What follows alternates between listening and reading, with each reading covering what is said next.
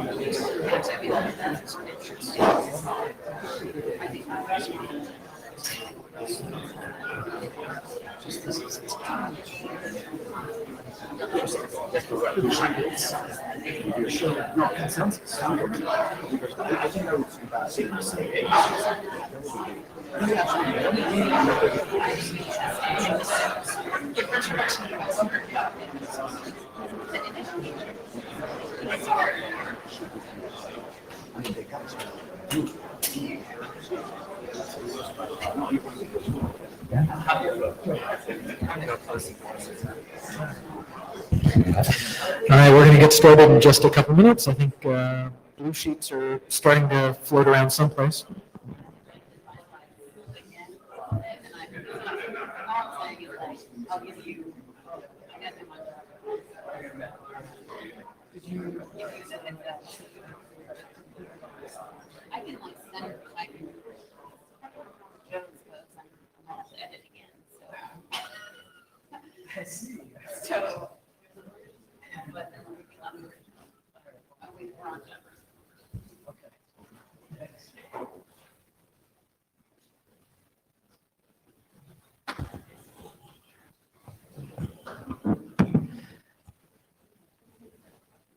Welcome. All right.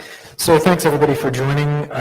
This is the IASA2 working group. So if that's what you expected, great. And if not, we're not, please leave, I guess, or participate and enjoy.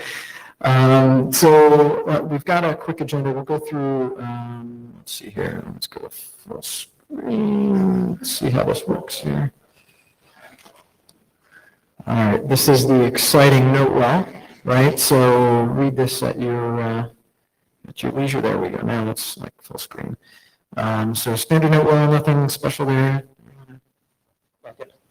Please don't make technical comments in this working group. In case you're confused, this is the place where we talk about the support activities for the IETF, not a place where we are designing technology or protocols. Got it. So the agenda, we're going to talk about sort of where we are and what's next.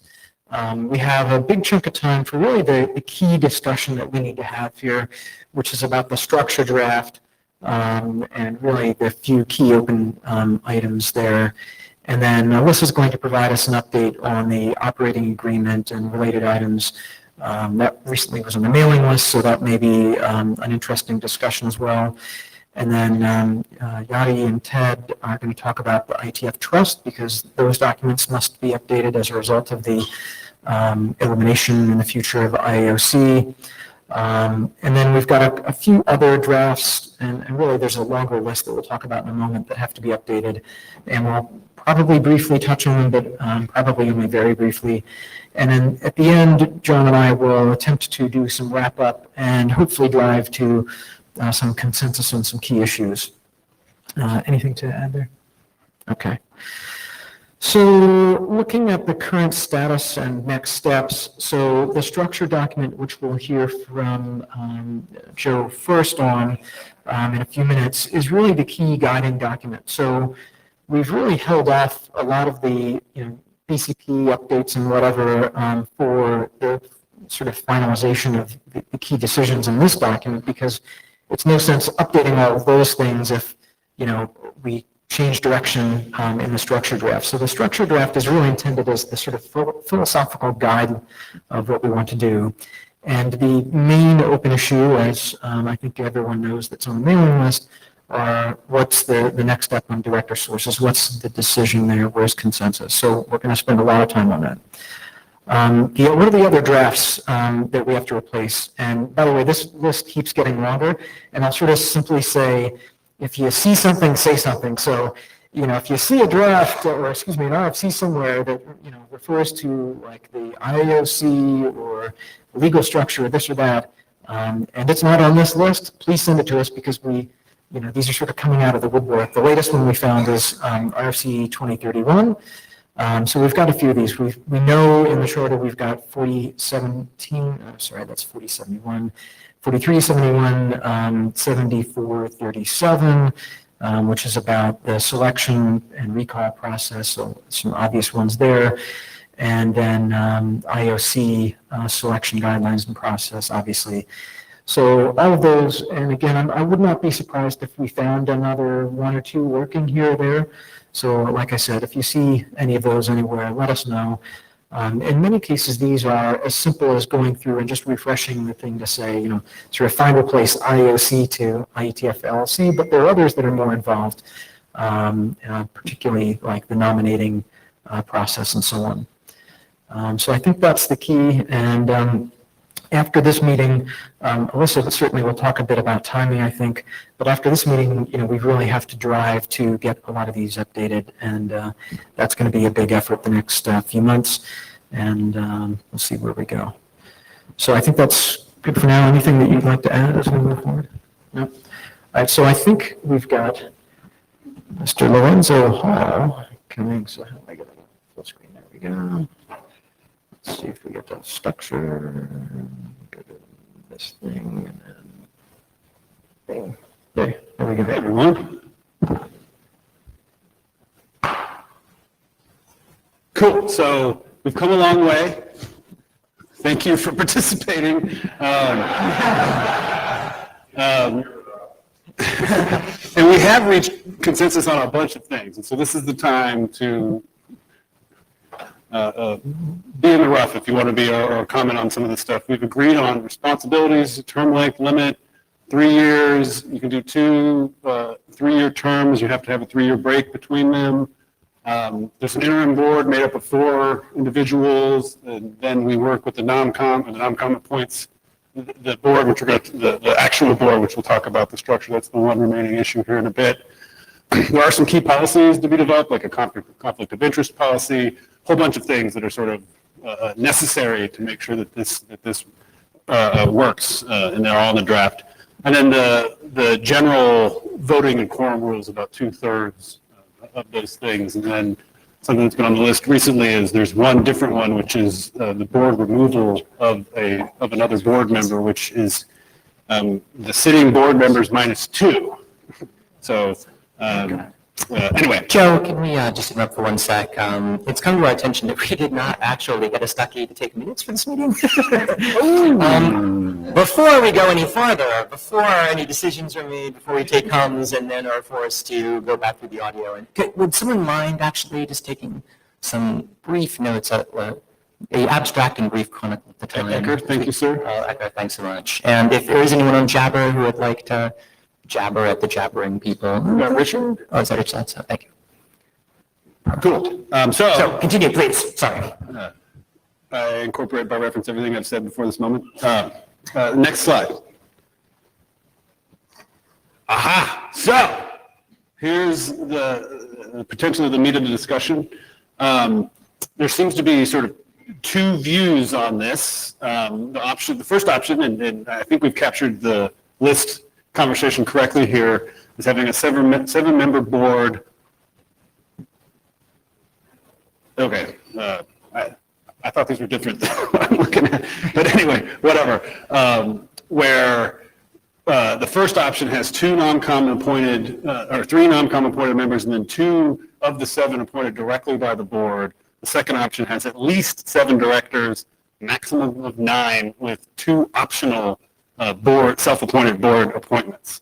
There's a variety of ways we can go with this. It seems like on the list there was sort of a can live with moment where option 2 seemed to be, for the most part, something that people could live with. And I think I'm characterizing some of the concerns here that some folks don't want necessarily the board to be running away and appointing willy-nilly folks that aren't from the IETF community, aren't appointed by a process that we know to work reasonably well for appointing leadership in the IETF, the non-com. There's some questions about whether the non-com is really the right thing to select this kind of leadership position, but it seems that the consensus is that we can give them the kind of advice that they would need to actually make those kinds of appointments.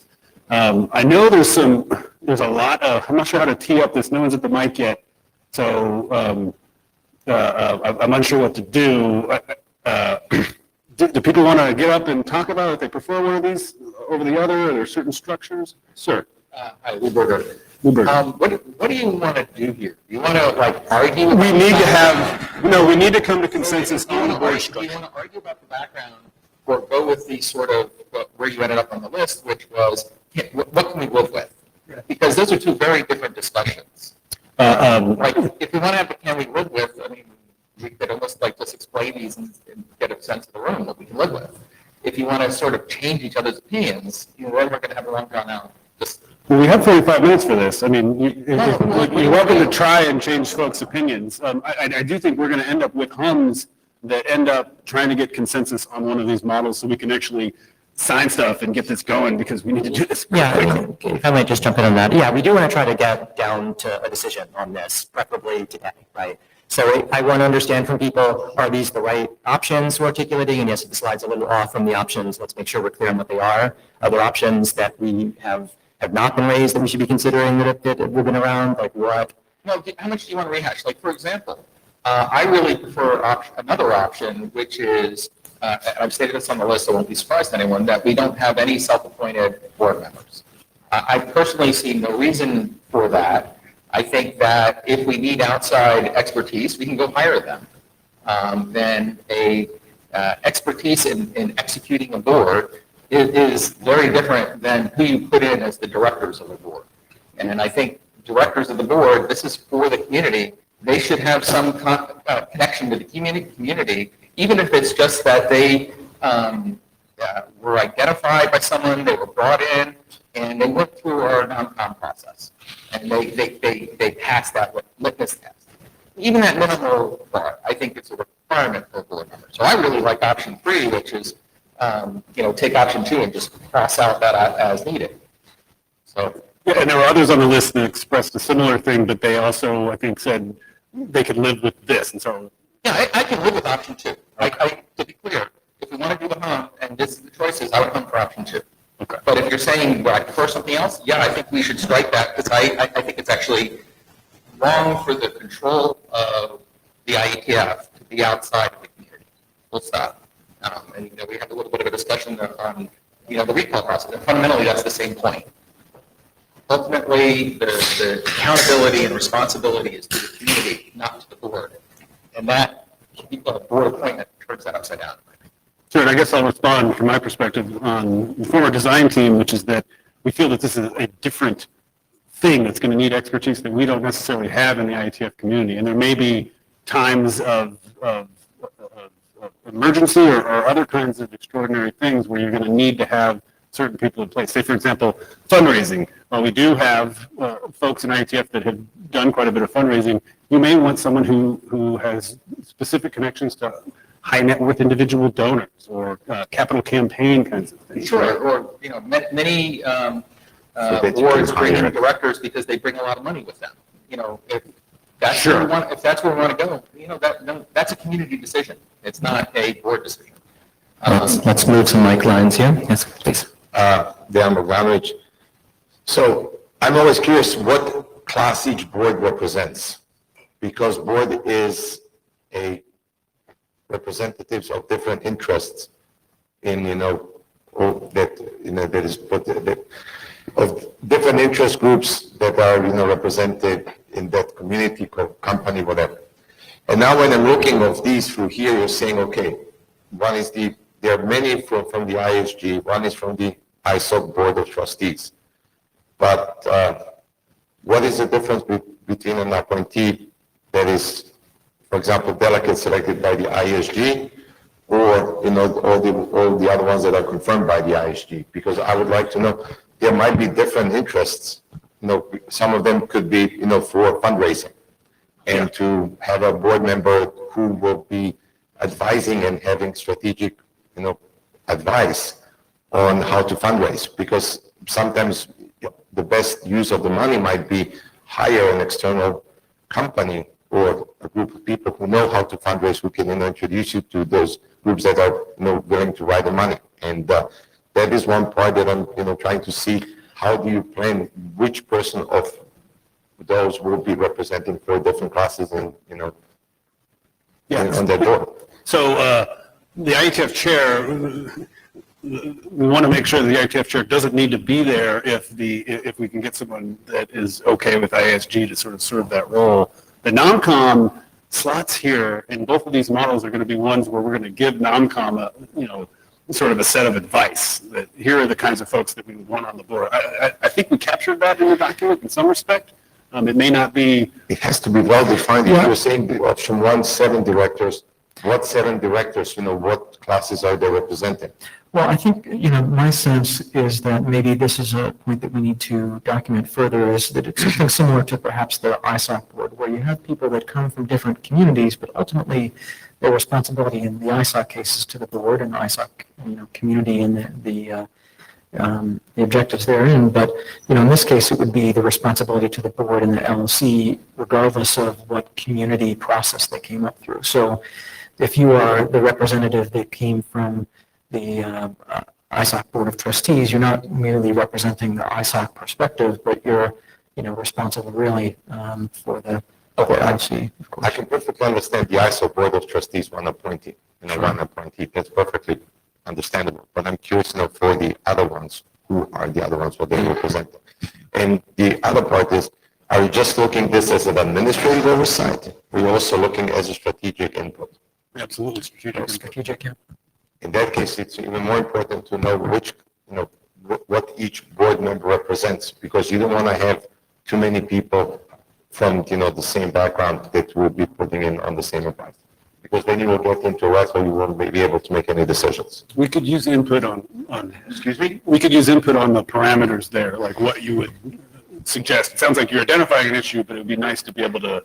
Yeah, well, so I think what that touches on is there's going to be a need pretty soon for us to write some guidance for the non-comp, for example. And this gets to your point of sort of what's the mix of the slate you'd like to see in terms of variety of backgrounds, so that you have someone that can cover different types of areas of expertise, for example. And it needs to be guidance that the NOMCOM can execute, right? And that's not a trivial, when you're talking about the kinds of concerns that, you might want to have a run this and that. The NOMCOM isn't a tool that can easily adapt to that. Presumably that's both the interim boards and the working groups' collective input. I think we need that, Brian. State your name as well. Brian Carpenter. So I'm on option 2 because it's less messy and complicated than option 1. I would disagree with Lou. I think the as needed thing really is needed because of this exact point of getting, the collection of expertise and skills that we need on the board. There is another thing I've heard from 2 or 3 people in the corridors already, and it's only the beginning of the week.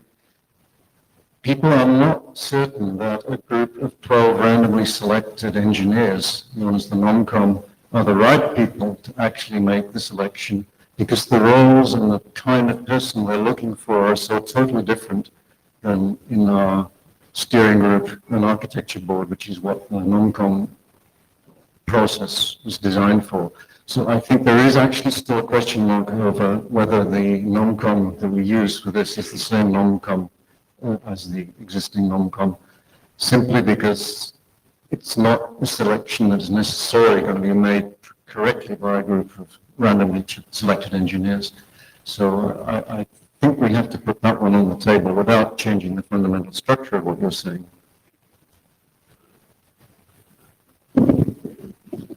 Suzanne Wolf. I've been really uneasy about jumping into this, in part because I think we're making it too complicated.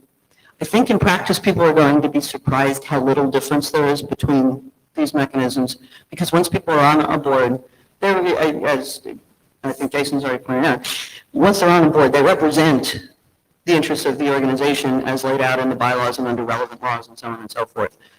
And we're selecting people who can do that regardless of where they come from, because regardless of their background, once they're on this board, they represent the community. That's what they're there to do. That's what they commit to doing. And if they don't do it, well, that's the whole discussion about removal and so on. With that said, I'm actually somewhat more comfortable with option one, because even though everyone will be representing the same community when they're seated, a diversity of background and skills is important. And I think as Brian articulated, it might be challenging for the IETF non-com alone to be able to recruit the talent we need. So to the extent that I think we must make a decision here, I support option one.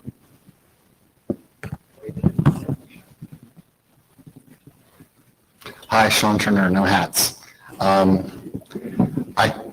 A lot of what she just said, I think we should apply the KISS principle here, since we're just starting out. Keep it simple, stupid. Keep it simple, stupid, and less is better. The pool of people is going to be the same at the beginning. I think it's going to be okay if we have 7. If we just, find out in a year, like, whoa, we just don't have enough people, we can start to process it and change it. And they can do that themselves, and they will have bed and running code on what actually needs to be done. Leslie Daigle, Thinking Hat Enterprises. My issue is I can't actually choose between these two or any set just now. I think there's a problem that we still haven't addressed that actually should be the driving function. So I'm fine with keeping it simple.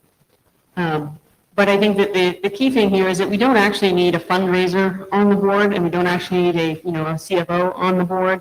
We don't need people who have expertise that we actually need applied operationally. We can indeed hire those facilities.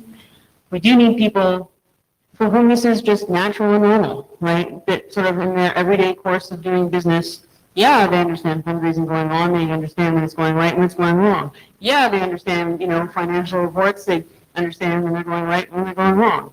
And the kind of people who do that in their everyday job, people here who are doing protocol development, at least not for the most part. So I think we still have a real problem in it. We can write down what we think is required, but it's really hard to specify people in a protocol document. So we haven't really had a great track record of capturing what we really want in terms of position descriptions in a way that gets applied, because the non-com fundamentally picks like.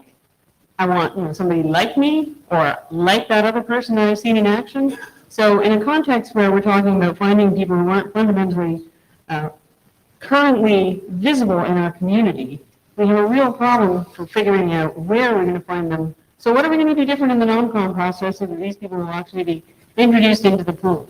And if we don't have an answer for that problem, I think throw dice, pick one, who cares? And Leslie, real quick, what can we do to make you able to make a decision between these two?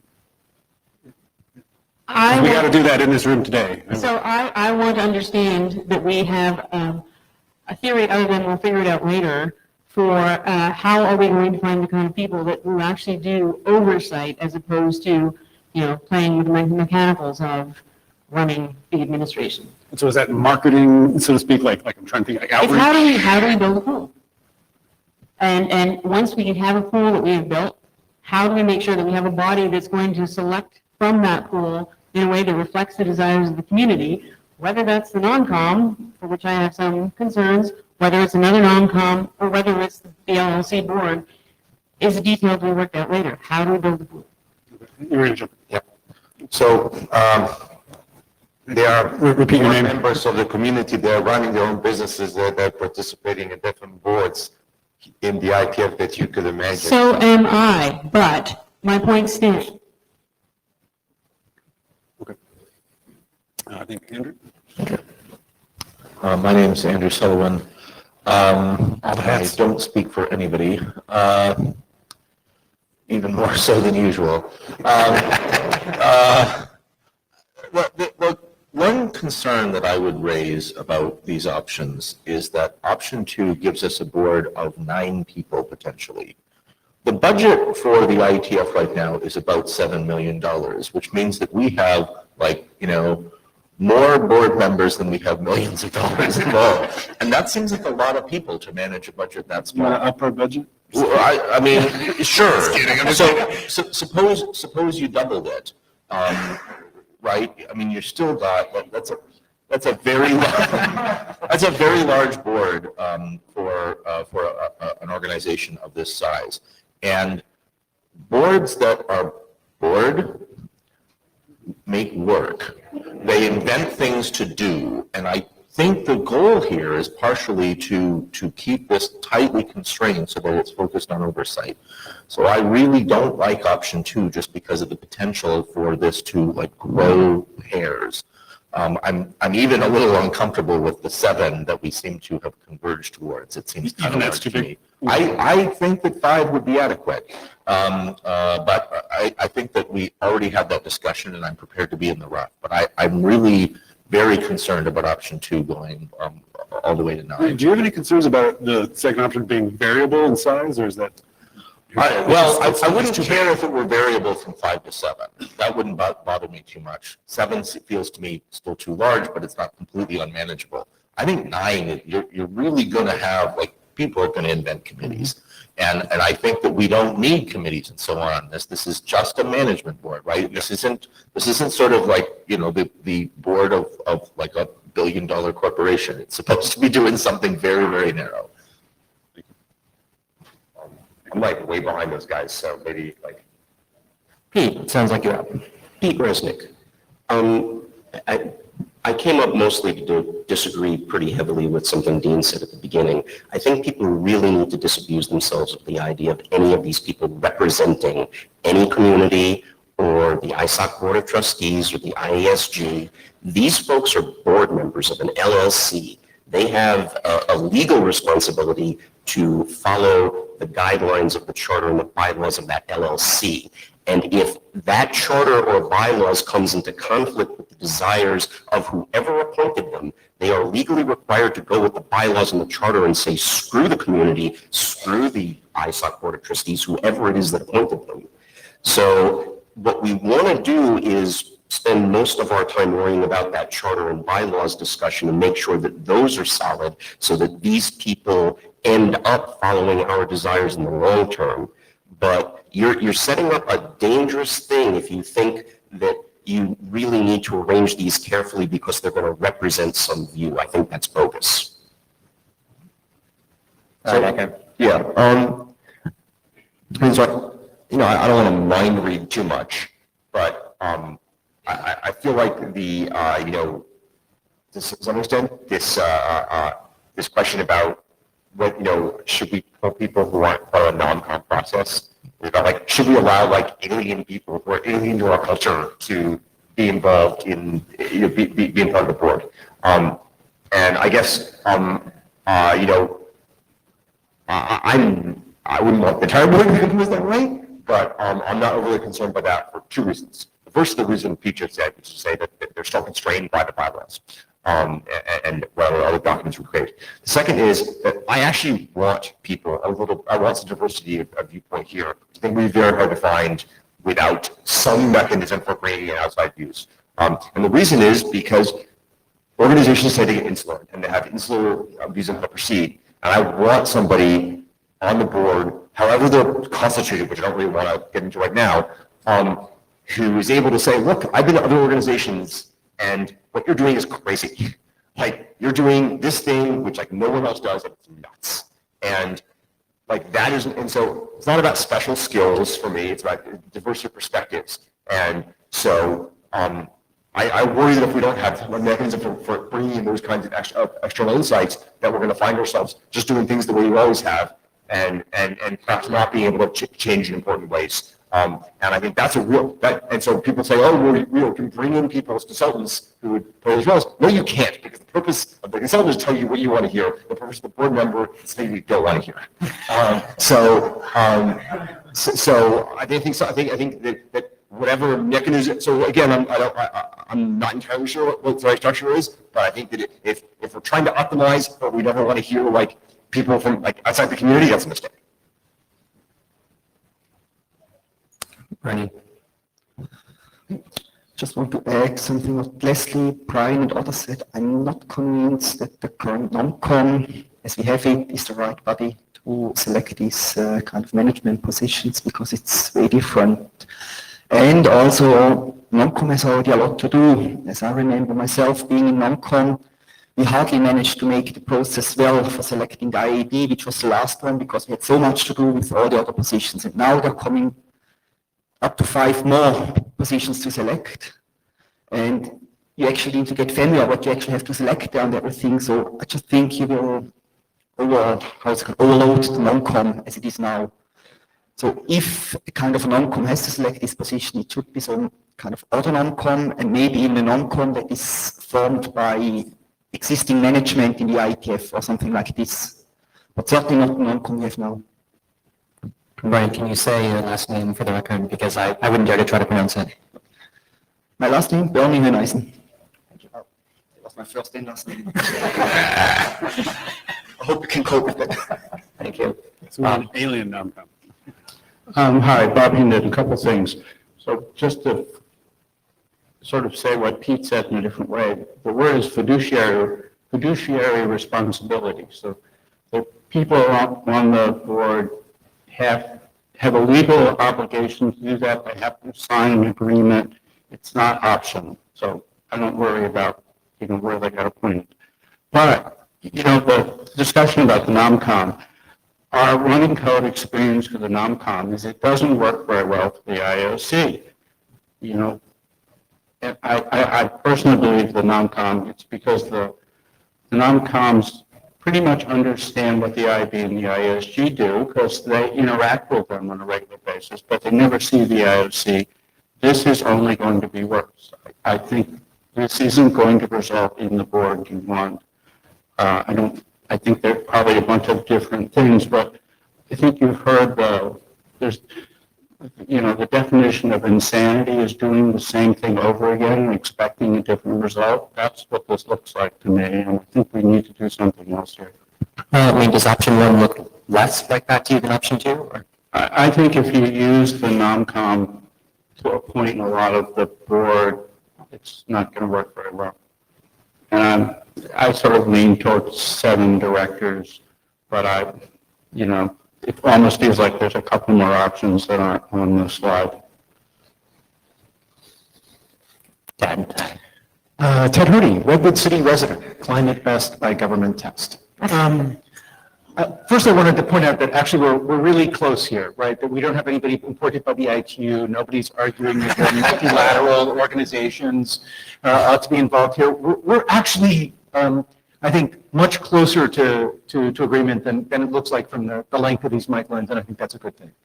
The second thing I wanted to say is I've actually changed my mind about this. I came on very strongly believing that the appointments by the LLC board itself were kind of fundamentally a bad idea and that we shouldn't do it.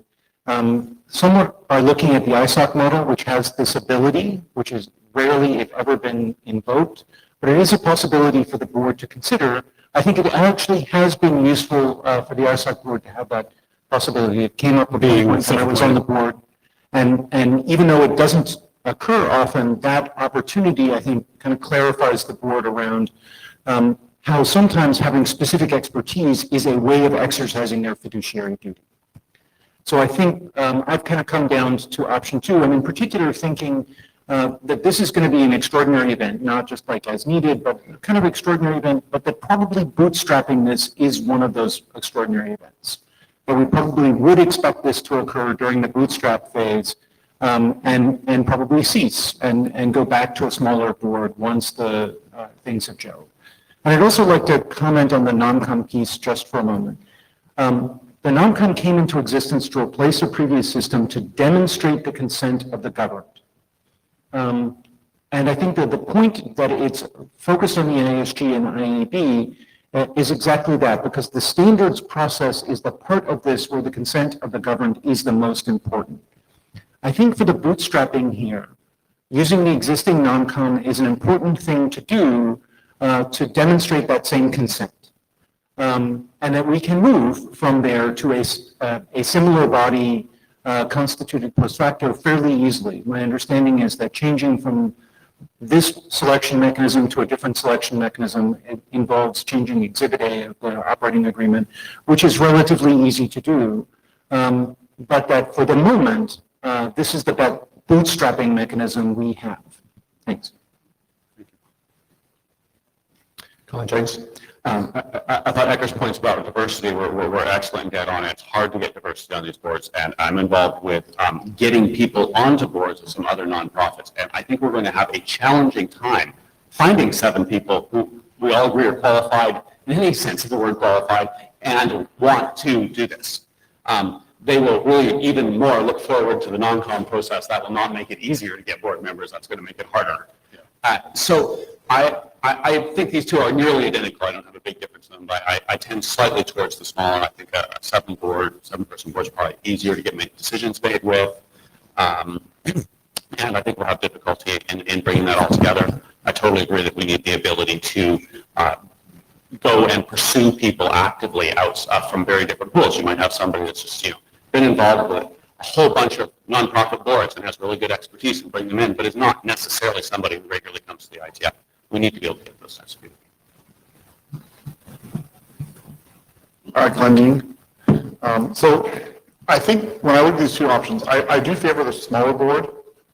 However, when I look at option 2, and I see the composition of it, to me, it really says to me, I'm getting 5 people that are going to be the core board that are being appointed by the non-com, because the ISOC board trustee might be very busy with other things over at ISOC.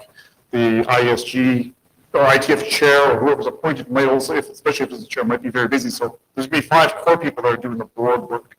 So that's why I sort of favor number 2 for that reason. So you're saying like the expectation value is sort of 5 people. Yeah, you're going to have 5 core people doing the work, and that gives you a good quorum. The non-com issue, though, I mean, the whole reason the non-com is that the community has a voice to this process. And I don't have a problem with that. In fact, I think that's the right thing. The community has to have a voice. I think the problem we're going to run into, though, is that the pipeline into that voice for them to choose from is going to be really, really rough. And so wherever model we choose here, I think that there should be some resources given to the non-com, maybe paid for resources as in a headhunter recruiter type, to actually go out there and drum up participation from outside the usual suspects. So we get the diversity, we don't just get the rotation amongst the community that we already have, or even if we go outside of our community and say, tap ICANN people, tap other orgs that look like us, we need more diversity beyond that. It seems like it's going to have 2 components. One is outreach to folks, and the other is please don't be so scared of the non-com process because you may never have seen anything like this in your life. Well, and one way that might come about is if you actually found some good executive recruiters, right, then the non-com may be more of a point of validating what the recruiters always say. These are really great candidates. Pick A or pick B. We recommend A, but B is your backup if you don't like A. And so the non-com then instead becomes the process to say, becomes much more of a validation of, yes, that's a good choice. Now let's pass to the ISG for confirmation after we've had our first pass to the confirmation. But I think you're going to need something outside of what we have today. Well, and I think that this was like in what Ted was saying about the bootstrapping, right? About the fact that at the startup time, when suddenly, those initial non-coms have a lot of work to do, and we are going to be very scarce to find, it's going to be hard to find the right resources for that initially. So we may need to take extraordinary steps. But remember, these are going to be for staggered terms, And then, of course, subsequent nom-coms will have a much easier task, just finding one person, right, for this, hopefully as we move forward.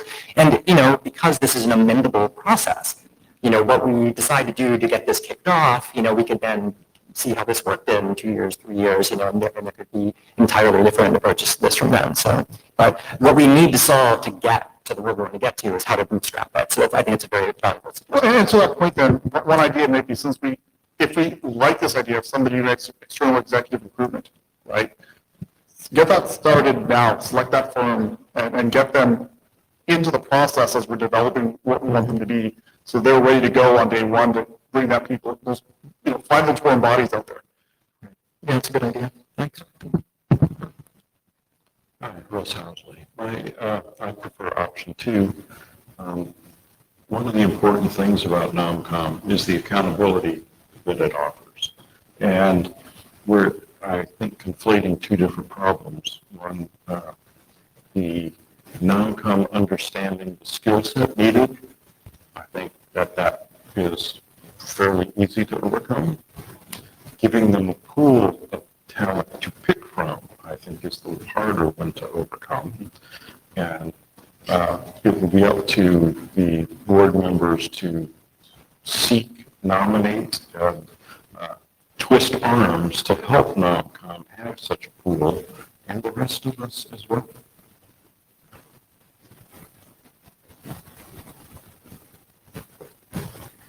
Harald Alvestron. One comment about NomCom. NomCom was a mechanism created in order to remove a self-selecting body that had lost the trust of the community without ruining the community. It was surprisingly effective at that, but that was history. Of these two alternatives, the size of the board is important for the socially, so for the way the board behaves as a group. Therefore, option 1 is superior. In both versions, we can get reasonable candidates. I believe at the moment that we should pick option 1 because it gets us off the ground, and we should change it within a relatively small number of years, because I believe that there are mistakes in this process. I've said some of that on the list, but we can live with option 1. We get a board of a sensible size, and if there are good candidates, we will pick them using that mechanism. So let's go with it. Maybe just one quick comment there. I think it's important to keep in mind that we already have, I think, in the structure document, a notion of like a 2 to 3 year look back and review and reassessment. And I think as well, my understanding from a legal standpoint with the operating agreement is that the director numbers and sources are specified in an appendix, and this might be discussed later on. And so it would be easy in the future, relatively easy, to be able to update that as sort of an atomic item later on. So if we decide in a couple of years, hey, we'd like to make an adjustment here or there, it's not going to be major surgery to do that. So I think that's worth bearing in mind. I'm worried about also the size of 7 directors, because the question is... Too big, too small? Too big? Too big. Because we should be able, as a NomCom, now I'm speaking as a NomCom member, to say we didn't find satisfying candidates. We don't want to put somebody on the board because we have to fill in that role. With this task of 7 directors, you're putting in a pretty tall task to do that, in a pretty short period of time. And you might end up, with non-good candidates. It is better to start with a smaller number and leave the option to expand versus saying, this is our initial bar of 7 people. Even if you get, like 3 candidates, for example, who will get nominated from NomCom, it doesn't mean that all 3 should be voted in. That is the size. That's one of my main concerns. Yes, but they say that always 7 records. We're gonna get to that in a minute. Yeah, We're gonna revisit the number. Yeah, so that's all. Scott over there? Yes. Alicia's got a quick follow-up question. Yeah, so in just a few minutes, when we get to the consensus. Wait. You got to follow up. Go ahead. So just, there's a different point in the document which specifies the minimal board is 5 people, period, not like. Because it says here option 1, they're not supposed to vote today, it says always 70 records. We're going to put up some numbers in a minute where we're going to ask again, is it sort of base of 7 or base of 5? I understand that it says always up there, but I think the intent of this, if you read the draft, is that your typical board will be 7, but obviously there's extenuating circumstances, startup, wind down, somebody goes on leave, whatever. And so there is a concept that if you have some extenuating circumstance, it would go down to 5. I just wanted to understand if that gives you pause.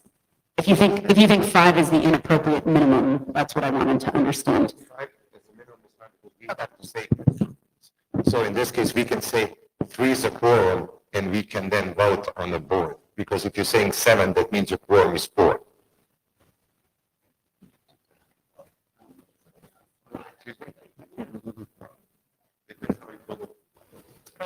Hi, Scott Mansfield Erickson, also incoming NOMCOM chair, so I have a stake in this. The thing I wanted to, I've met the NOMCOM board from this year, the team, and I have every confidence that that set of people will do an excellent job in interviewing people, really getting down to understanding the problem that they're trying to solve, getting input from the LLC liaison, or whoever it is that's going to become part of the team.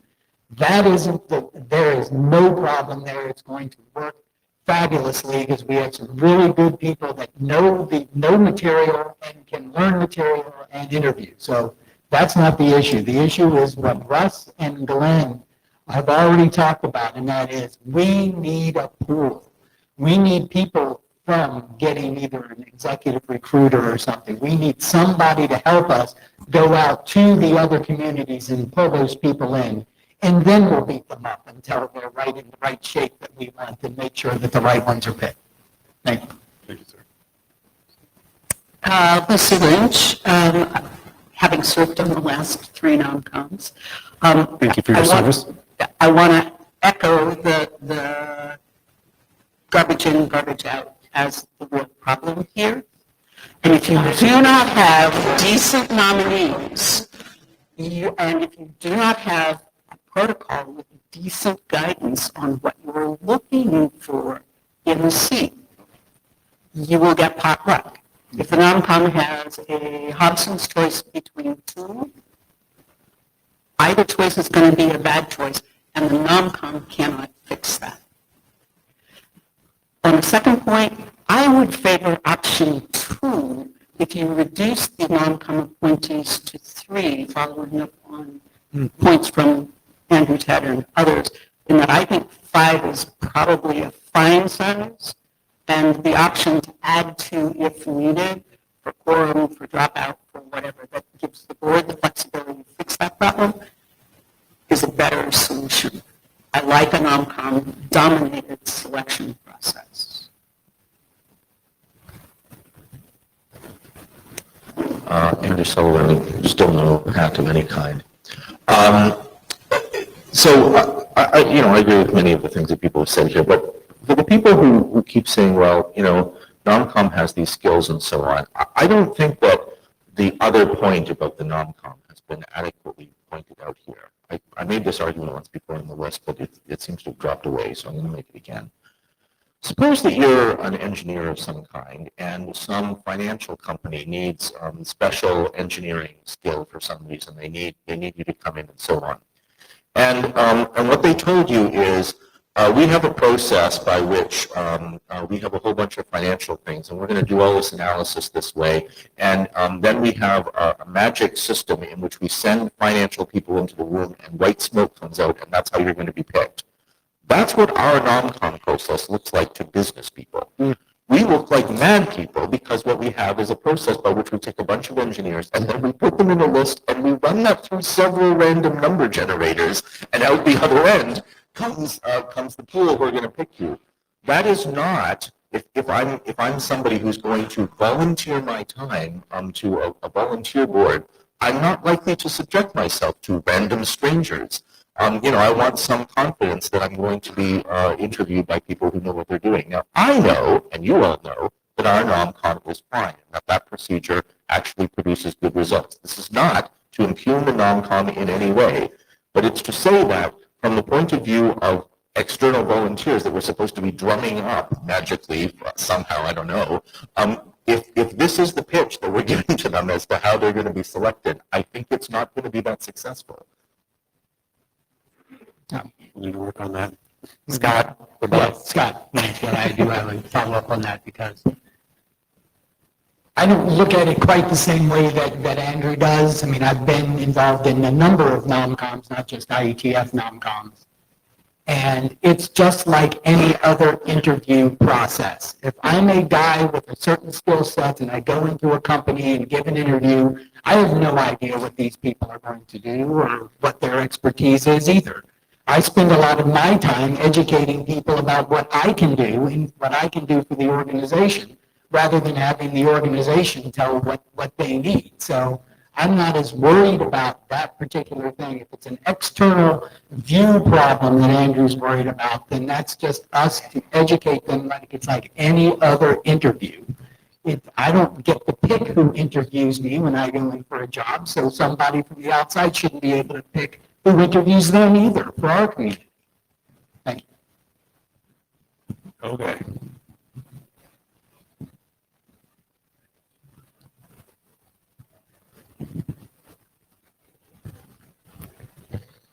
So the people just looking around the room, I think we've all talked about this now for some time in the list, and I think, a lot of us have heard what has been said at the mics here today. I get the sense people here seem to feel we're probably positioned to take some comments and make decisions. Anybody here want to get up and say they don't feel like we have enough information or that there's more we need to discuss?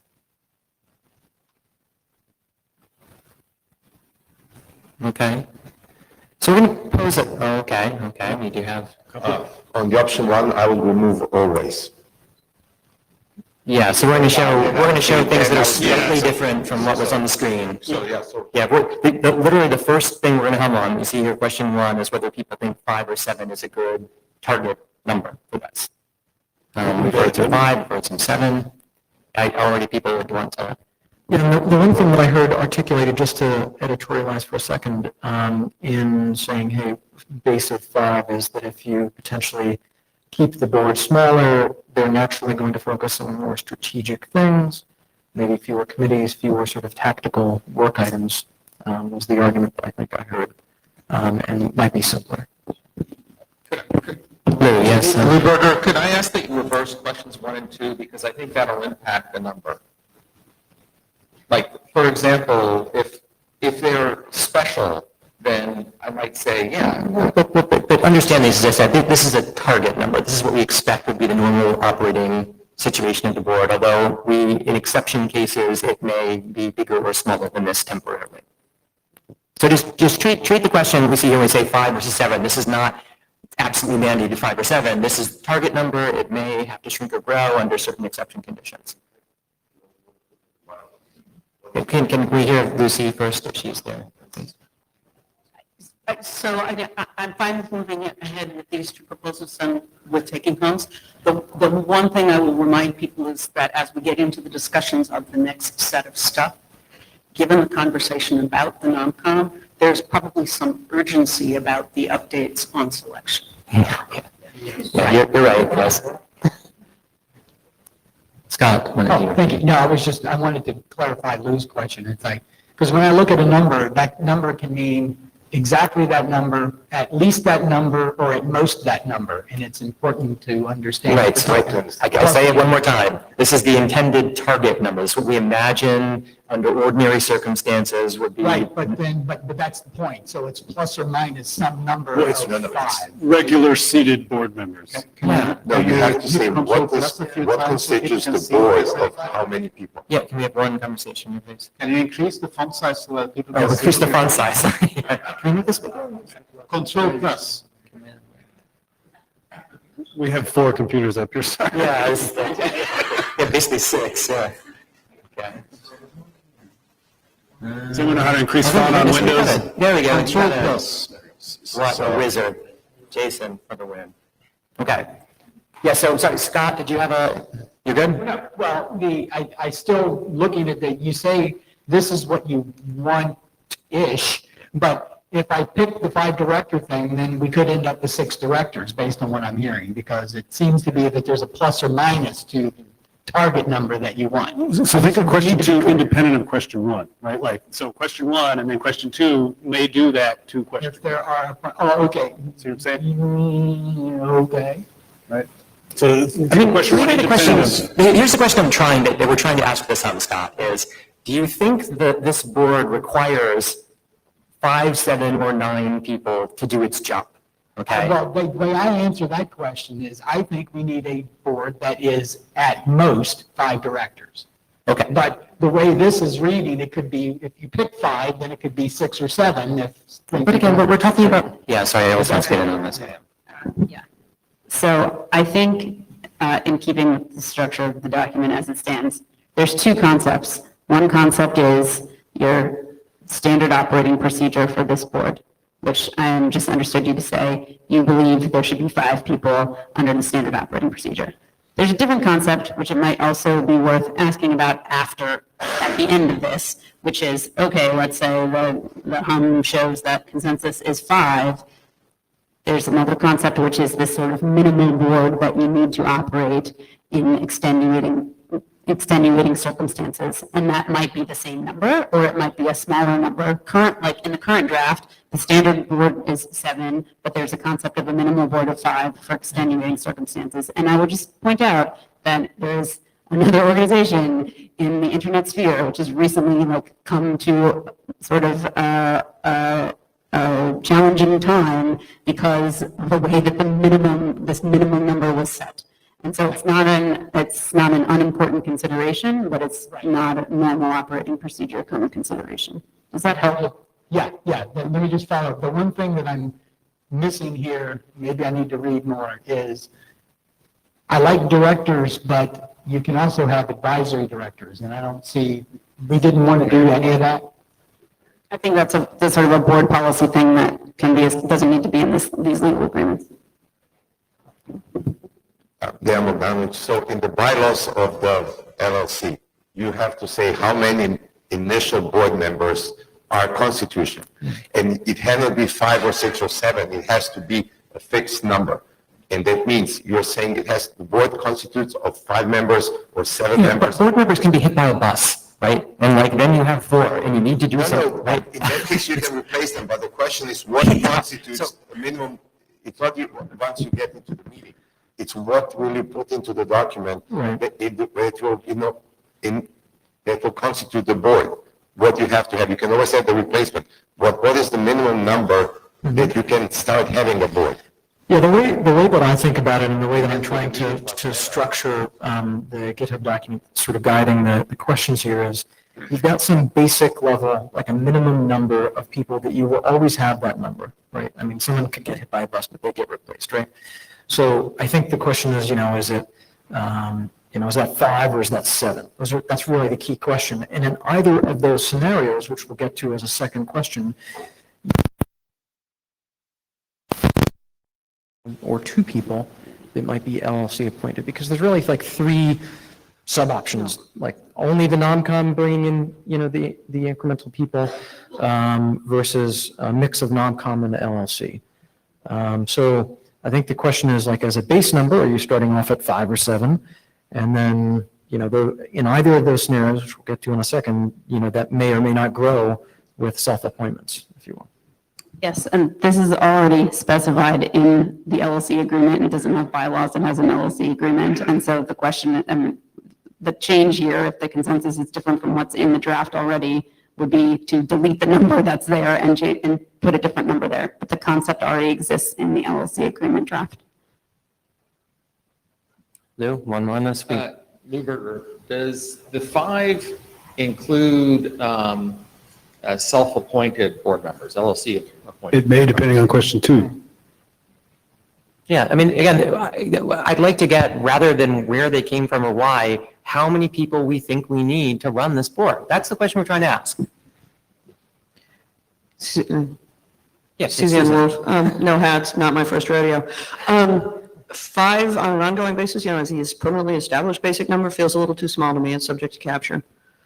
But it should be enough to do the business of the board if there are temporary vacancies. 7, and 9 feels too big to me for the reasons we've called out here, which makes 7 either the best or the worst possible choice. But I think that's what the draft actually is now, right? There's 7, but 5 is the minimum for it to operate. In order to do business. That's what's actually in there now. But I just, because people here were arguing for 5, I thought we should go around and see, let's take some hums. Let's see who thinks 5, who thinks 7, who thinks 9. This is not a, what can you live with? This is a, what do you think it should be? Let's do that first and see how this goes. Sound good? Okay, Jason, you want to do it? No, it's you. Okay, I'll do it. All right, so all in the room who think that you need 5 directors to run this LLC, please hum now. That number is the number that you would like to set, that as the requirements to run this, yes, 5. Did I hear a good hum for that? For 7? Maybe a little louder than 5. For 9. Okay, so sounds like 5 and 7 are contenders here. It was louder. It was louder. Anybody want to say more about that? So so what we have in the document today. Let me now go to the language is exactly there, which is 5 is the minimum that we're required to do this, but 7 would be better. Can I get just a hum on who likes that as the approach? Hum now.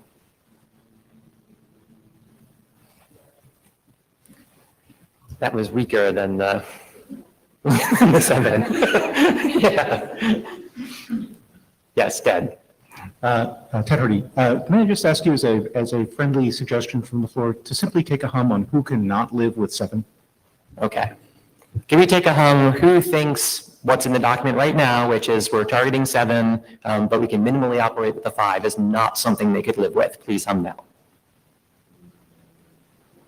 I heard one gravelly hum from somewhere back there. That sounds pretty good.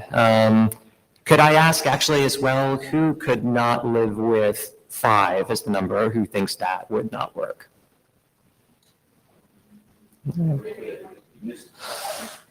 So I'm trying to figure out what I'm transcribing here. So we just took hums for anybody not live with 7 or 5, and it was like tiny for can't live with each one. Is that accurate?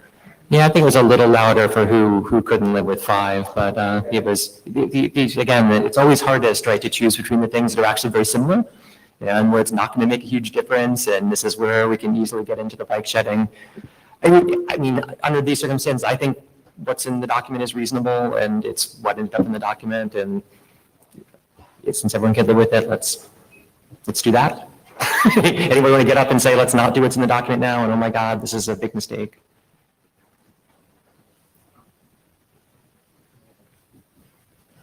Okay, well, that's one question. Good. Oh, John Levine, I'm sorry. Yeah, I don't necessarily think it's a big mistake. I do think people are underestimating how hard it's going to be to find qualified people.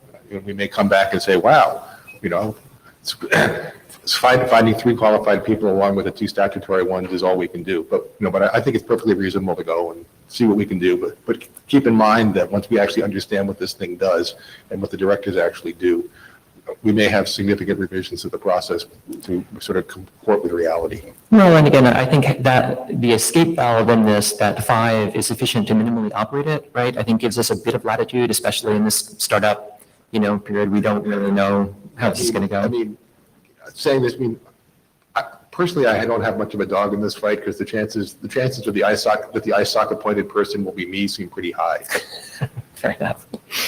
I need a clarification, this is Barry Leva, because both Glenn and John made some comment about, Glenn said something about the ISOC Board of Trustees person would be too busy, and John said 2 statutory people, which I presume you mean ex officio kind of things. The one appointed by the Board of Trustees is not a Board of Trustees member, it's just that board made the appointment, correct? I mean, yeah, I presume that, is that the case in the document? Yeah, it could be anyone. Is it likely it will turn out to be a Board of Trustees member of ISOC? I mean. That's their choice, but Yes, the it is point their is, it is not an ex officio position, it's a position that is filled by the Board of Trustees in whatever way they choose to fill it. That's my understanding. Okay, Right, Joe? thank you. Yeah, it's important. Yeah. Just as clarification, that means that with 5 members, the LLC can legally operate. In that case, I'm fine. There's a reason because the minimum number is 5, but it can be higher. Yes. Well, I mean, our target number is 7, right? That's That's hard enough, but the minimum for legal operation is 5. Yes. Okay, so that's the key. I hear people thinking this is cool. Does anybody not think this is cool? Because this has been one of the hard ones in the list, so. Okay. So what I'm writing down is consensus for a target of 7, minimum operating number of 5. Yes. Yep. And then I think the second question, which gets us to sort of illustrate how would this work in practice, there are probably 4 different variations here. There's probably more than that, but just to not make it too crazy. I think at one extreme, you have a minimum of 5, and that's all it ever is, right? So that's, you've always got these first 2 bullets, which is, one from the IESG, one from the ISOC Board of Trustees. That carries through for all of these options. In this one, you would have potentially 2 from the NOMCOM and 1 from the board. Option 2 is, 3 from the NOMCOM and, as needed up to 2 by the board. So it's sort of that expandable case as needed, special situations, if you will. And then option 3 and 4 are really sort of saying, you always need 7. So it's sort of pushing that. And so by default, you've got, 2 that are always from the board. And at the bottom, this is the NOMCOM only that a few folks have asked for. So any comments on these, I guess, and then we can try to narrow down a bit more. So since and remember too, we're talking kind of about what we're going to need to do as a startup, right? And then what we're going to need to do going forward. And there's going to be this exceptional startup case that we're starting with here. If we're having our target number be 7, presumably option 1 is not one that we're going to be taking hums for this time around anyway. So we're looking really at the distinctions between 2, 3, and 4. So as people come to the mics, let's kind of talk about the virtues of these and what we think the issues are. Scott, you're up, I think. Oh, thank you, Scott Mansfield.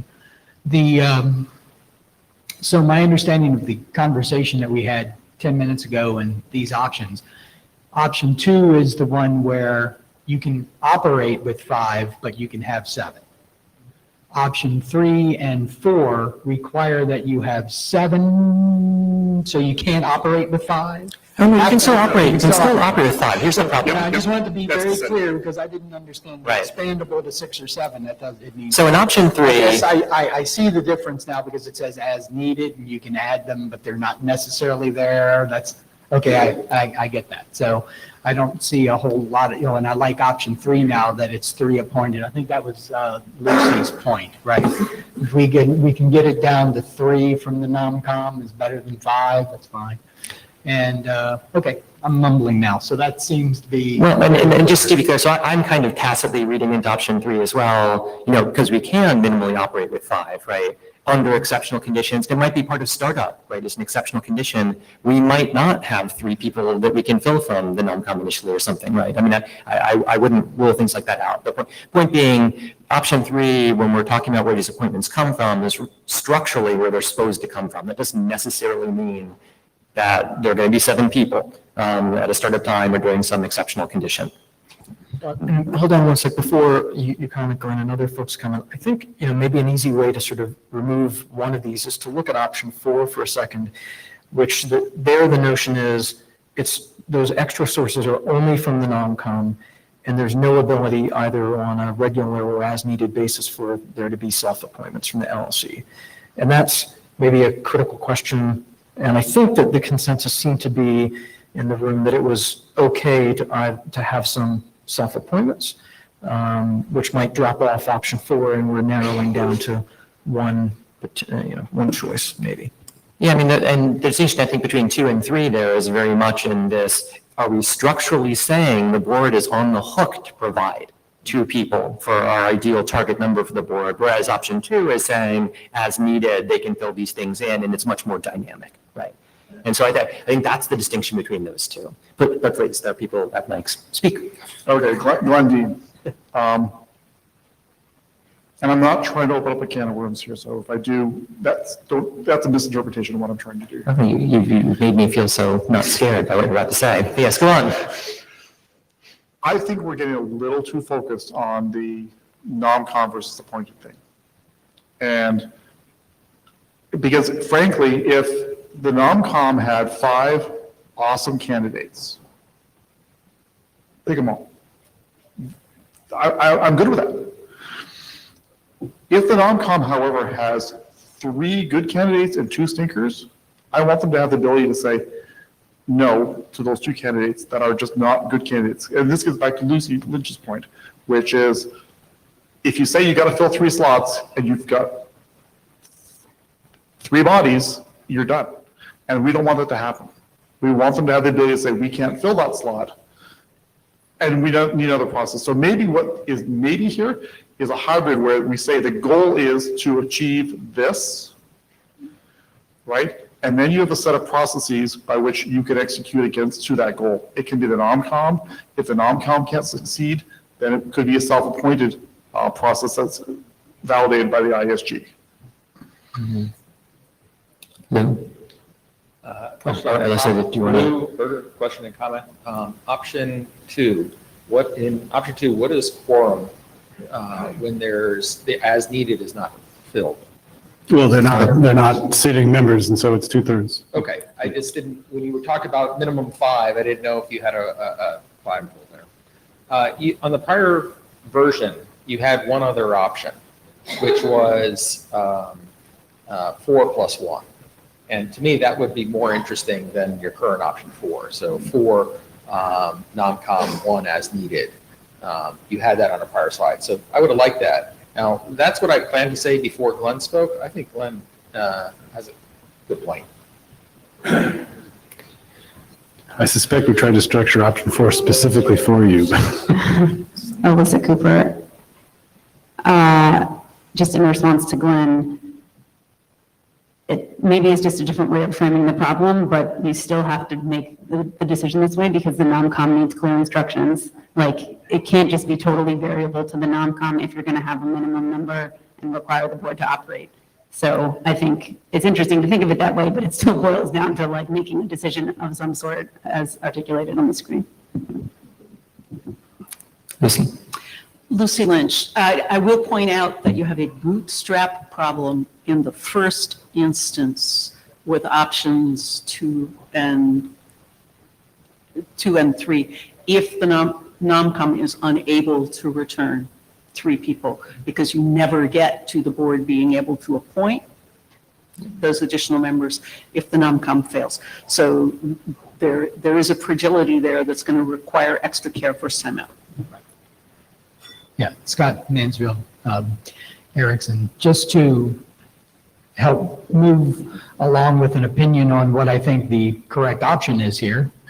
I really like option 2 personally because I've dealt with a lot of standards bodies that deal with these things in super secret ways, and 2 seems a lot more transparent to me, but giving the board flexibility to appoint as needed, that would hopefully be something that would really be used as needed, and the community could cause shenanigans if it wasn't. That's why I really like option 2 better than 3, because 3 means that you are going to have people that are appointed in a way that the community has no idea how they were appointed. So, and I don't really know how you get to, well, I know that there's the first time you do this, there's going to be an issue of doing option 3 because you have to have a board in order to appoint from the board. So I'm not sure that would work. When you get further down the road and you have people that are there for a year and 2 years and 3 years, then it does make sense. Option 3 makes more sense in that because you have people that are on the board that can then appoint other people. But at startup phase, I think option 3 provides less transparency. That's why I like option 2. Okay, thanks. Colin?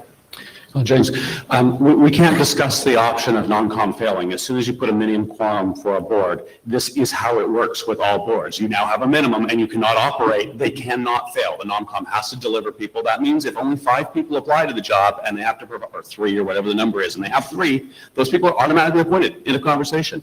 And that's how boards work. And it's not just a startup issue. You regularly have things like a law changes, the liability of the directors changes, and the whole board resigns instantly. This happens all the time to nonprofits. So, enjoy. The non-com's just going to have to do it. That's how it works.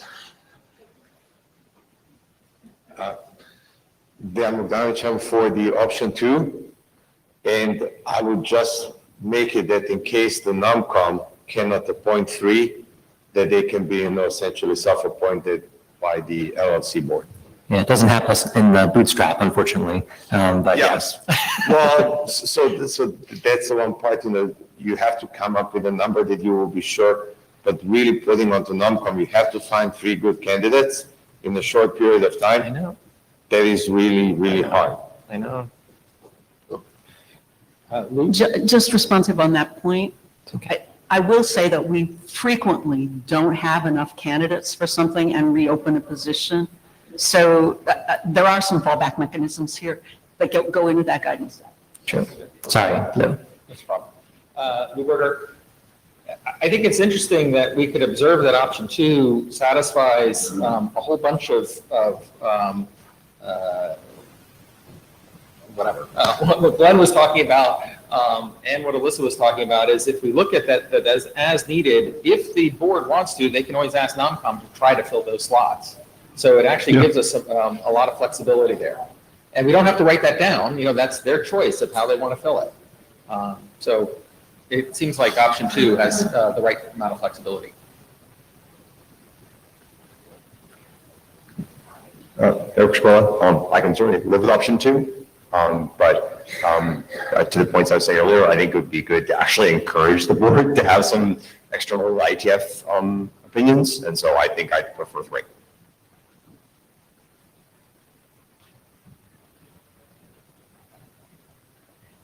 Scott, are you in? Sorry, Scott Mansfield. I was going to say that it is very imperative that we get a decent pool. And I'd still like option 2 better than option 3 because it gives us the flexibility to keep the numbers down. So.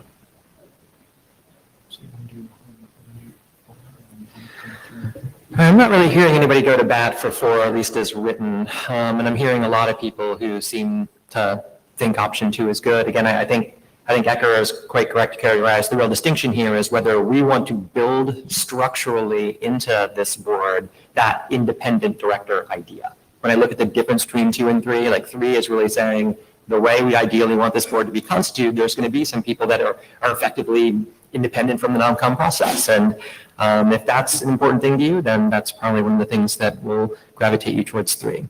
Having said that, Barry? This is Barry Lieba, riffing on Ecker's point.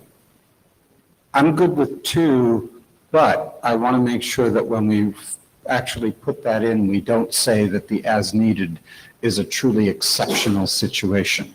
I want to give them the flexibility to routinely have board members coming in from the outside that they've called on. Yes, there definitely is a spectrum of as needed. It has to be signed and voted. Okay. Yes, you need to stop having side conversations. What I mean is, I don't mean just bringing them in informally, but I don't want it to be, we need a board member from the outside. We have to define an exceptional situation that allows us to do that. I would like that to be up to the board. I would like the board to be able to do that at their discretion. Yeah, and that's a good point. I think we've heard that a number of times on the mailing list as well, that you don't want it to be so exceptional that when you invoke it, the community's like, wait, why are you doing this? What's the problem? And the bar is so high. And so there might be some argument in that scenario to even start out, doing 1 or something, so you establish the normalcy of that. And we can put that sort of philosophy or that expectation in the the structure documents and others. So the board chair can invite people to the meetings based on, I mean, this usually in the, in the board structures, that the board chair can invite people to the meetings that he believes will contribute to their discussion at that point.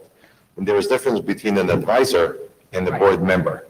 So I am very much in favor that, a board chair or board chair based on the group recommendation brings an advisor to the meeting. But here is saying if you want, you can increase and I understand those are the board voting members. So once you invite them in, it's not that easy to get rid of them out. So it's on a more permanent situation. Yeah, and that's by design. Point noted, thank you. And there are different term limits for these folks in the document as it is now, right? They can only do one of these terms. Ted Hardy, I both agree with some of what was said earlier, but want to put a slightly different spin on it that I think is important. I think it is possible that the startup phase will be an exceptional event and that as a result, we will see a very early exercise of this facility. But I think that's different from making it so completely normalized that the board doesn't have to define to the community why they are doing an external appointment. I think if it gets to the point where they feel like this is the common practice, the right thing to do at that point is to update the document to move from option 2 to option 3, get the buy-in from the community that that move is taking place and explain it. But I think that as long as we're moving to option 2, we still need to treat it as if maybe startup is exceptional, but we're going to go back down to a 5-person board as the normal operation for some of the personal interaction reasons that have already been raised. And I think that, to me, that means that we stick to option 2, have an early exercise of it, but that the community expectation stays then that it goes back to a 5-person board unless there is an update to the operating document. So Ted, do you need as needed to be defined before you can decide between these two options? No, and because you're sitting up front, you're missing some of the side conversations going on in Jabber, one of which said you should change this to at its discretion, and I strongly disagree with that formulation. I think as needed is much closer to correct. Yeah. Scott, last thoughts, we got to do this, man. Yeah, I mean, as needed does not say exceptional. It's as needed is as needed. So I think it's pretty flexible the way it is. All right, so people here think we've talked this through, got your opinions, we can take some hums? Okay, so all in favor of option 2 as discussed here, please hum now. All in favor of option 3 as discussed here, please hum now. All right, there was some vocal minority there, loud voices from side of the room, but I think that was pretty good for option 2, actually. It's pretty good. The option 3, people, if you were humming for option 3, if you can't live with option 2, please hum now. Okay. I think that was nobody. Okay. How would you like me to characterize the consensus there for 2 versus 3? I'd say it's a solid consensus. Thank you. Thank you. All right, great, thank you, and that will be helpful. So what we're going to do is we'll put it out on the mailing list. We'll put it out on the mailing list and do a final sort of confirmation of consensus. Those typically run a couple of weeks, so we'll do that. So next up is Alyssa. Let's see. Oh, there's a new. All right, that's all right. Just do a little dance. Yep. If you want us to ask that question first? Well, I put it in my question. Oh, did you? Okay. Yeah, it's actually not really in the question anymore. So we'll find Which out. one was, yeah, okay. All right, so I'm going to talk a little bit about the legal and financial documents. These have been shared now on the mailing list for a month or so, and we've had a little bit of discussion of them. I'm going to run through them at a high level. I've seen people have maybe read them, but perhaps not fully understood them. So I'll give a little more detail than is typical for a draft presentation. Next.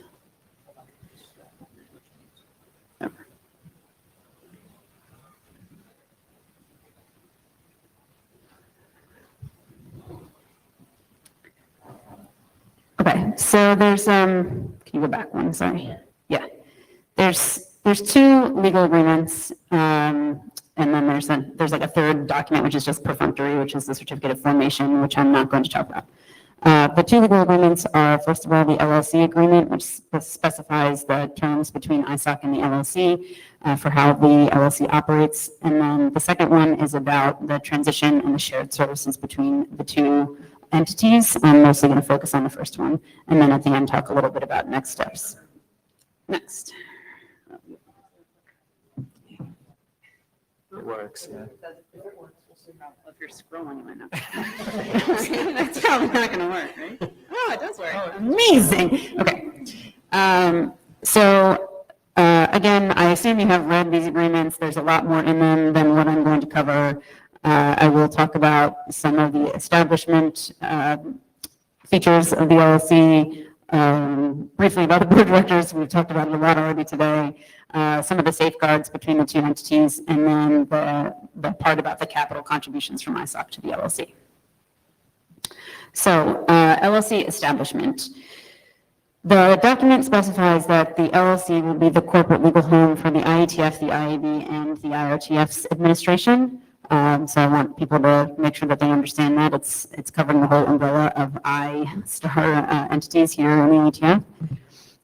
It specifies Delaware as the location of setup, basically because it's an easy place to set up for legal and administrative reasons, and it potentially kind of reinforces the external perception that the LLC is operating as an independent entity from ISOC. It's treated as what is called a disregarded entity for tax purposes. So basically means that we file a joint tax return with ISOC. We are preserving ISOC's tax status as a charitable organization, but the LLC would have independent, essentially as an independent legal entity for all other purposes. So we just talked at length about the board of directors. I'm not going to go back into any of it. It's all captured in, it's not called an appendix, actually it's called an exhibit. That's a mistake on the slide. So it's all of the details that we just discussed and more are captured in Exhibit A of the LLC agreement. And notably, the LLC board is required to put any potential amendments to that exhibit out for review to the IETF community. There's like an explicit provision in there for that. We thought that was important given that that's the main piece that the community has expressed an interest in thus far. So just briefly on some of the safeguards that are established in both directions, really. In case the LLC engages in some sort of sustained material breach of its obligations to ISOC, ISOC's main remedy is that they can dismiss any or all of the directors. But for other, potential catastrophic scenarios like dissolving the LLC or something, actually requires mutual agreement of both parties. So the thing that ISOC can sort of do unilaterally after a well-specified consultation process is remove directors, but to actually dissolve or transfer the thing would require both parties to agree. As specified, ISOC reserves go ahead. Just clarifying that point. So, but they can't make more, the directors are still made via the previous process. So, like ISOC doesn't get to appoint 5 new directors, they just get to bounce it back to the IETF community and there's some sort of like standoff. Yeah, okay. That's right, yeah. Yep. So when do you want to have discussion? Because I had a question on the previous slide, and I don't know if it makes sense to do it here or wait to the end. Is it the intent that this appendix governs or provides the constraints on which the board operates? Like what governs their decisions, their decision processes? Because I heard that a couple of times that board members, no matter where they come from, they're going to be constrained by what's in here.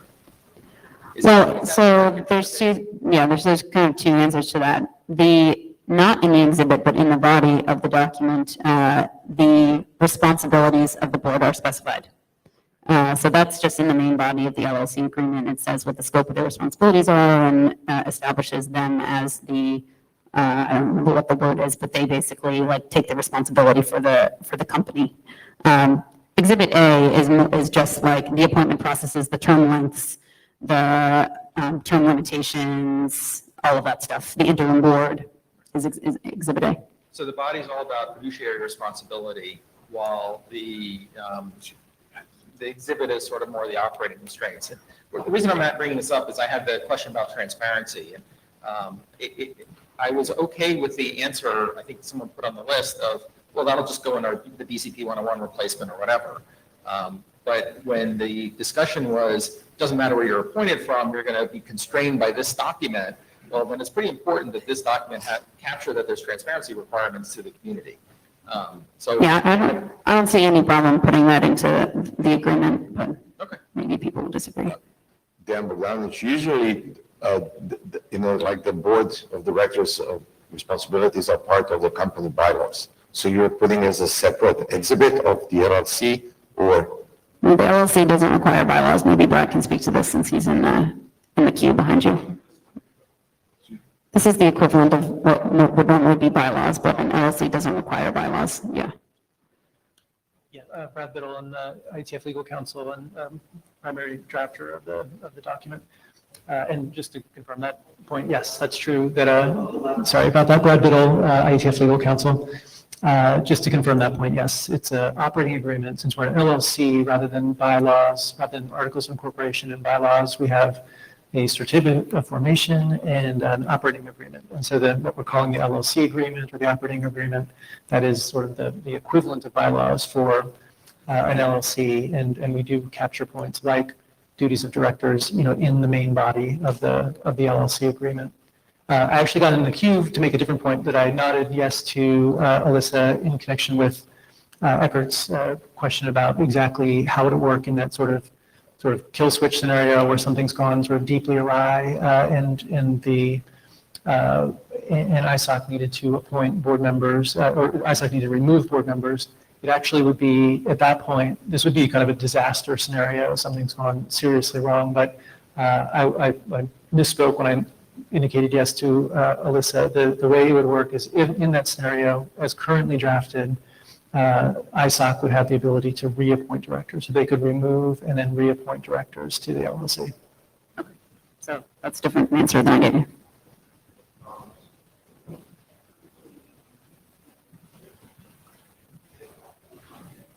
I'm not saying this is necessarily a deal breaker, but let's just be clear on it. So that means that ISOC's remedy in the case of dissatisfaction is effectively they can form an entirely new board of their choosing, which will then permit them to solve the LLC, right? So is that correct? There's a sort of the threshold for this happening is set extremely high. I understand, but Yeah, yeah. so there's a texture that says the mutual agreement that is irrelevant if you can do that.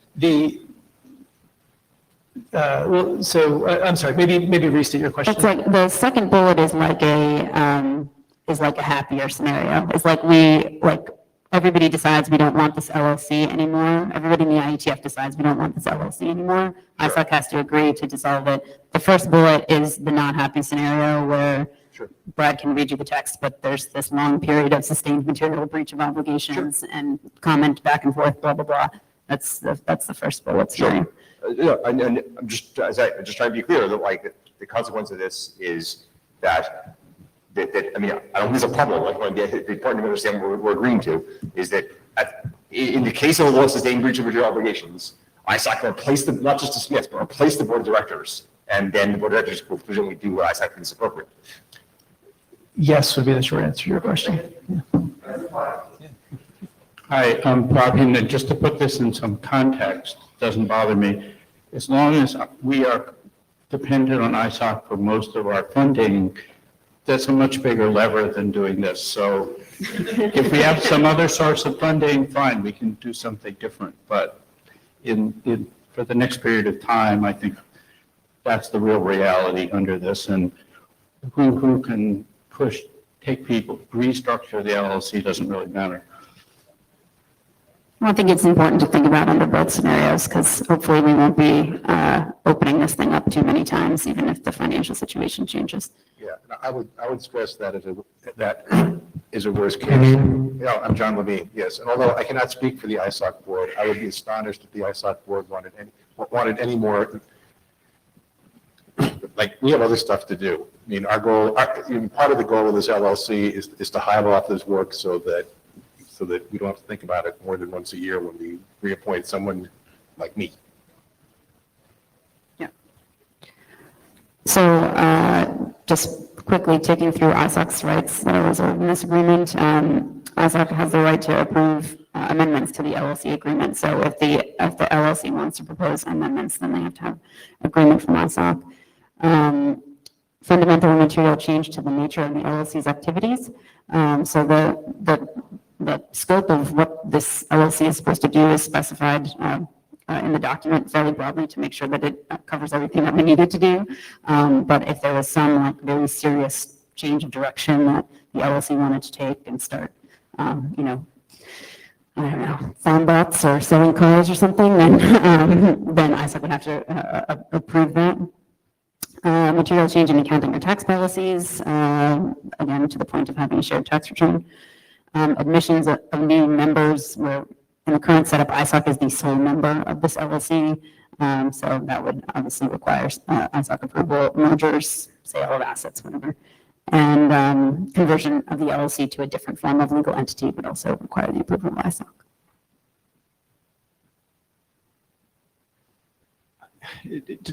Will we ever really have an idea what fundamental and material changes to the nature of our activities means? I mean, that's the one I grapple with. I'm not sure I'm worried about it. Maybe just that type of text that doesn't matter, we don't know what it means. But as an engineer, it bothers me. Brad, can we let Brad respond? Brad and I talked about this for like 12 hours in the last 3 months.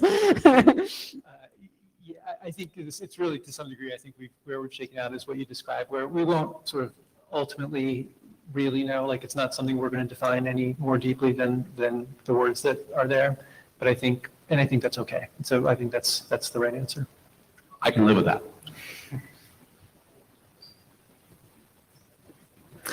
So, capital contributions from ISOC to the LLC. Oh, are you guys are good. Okay.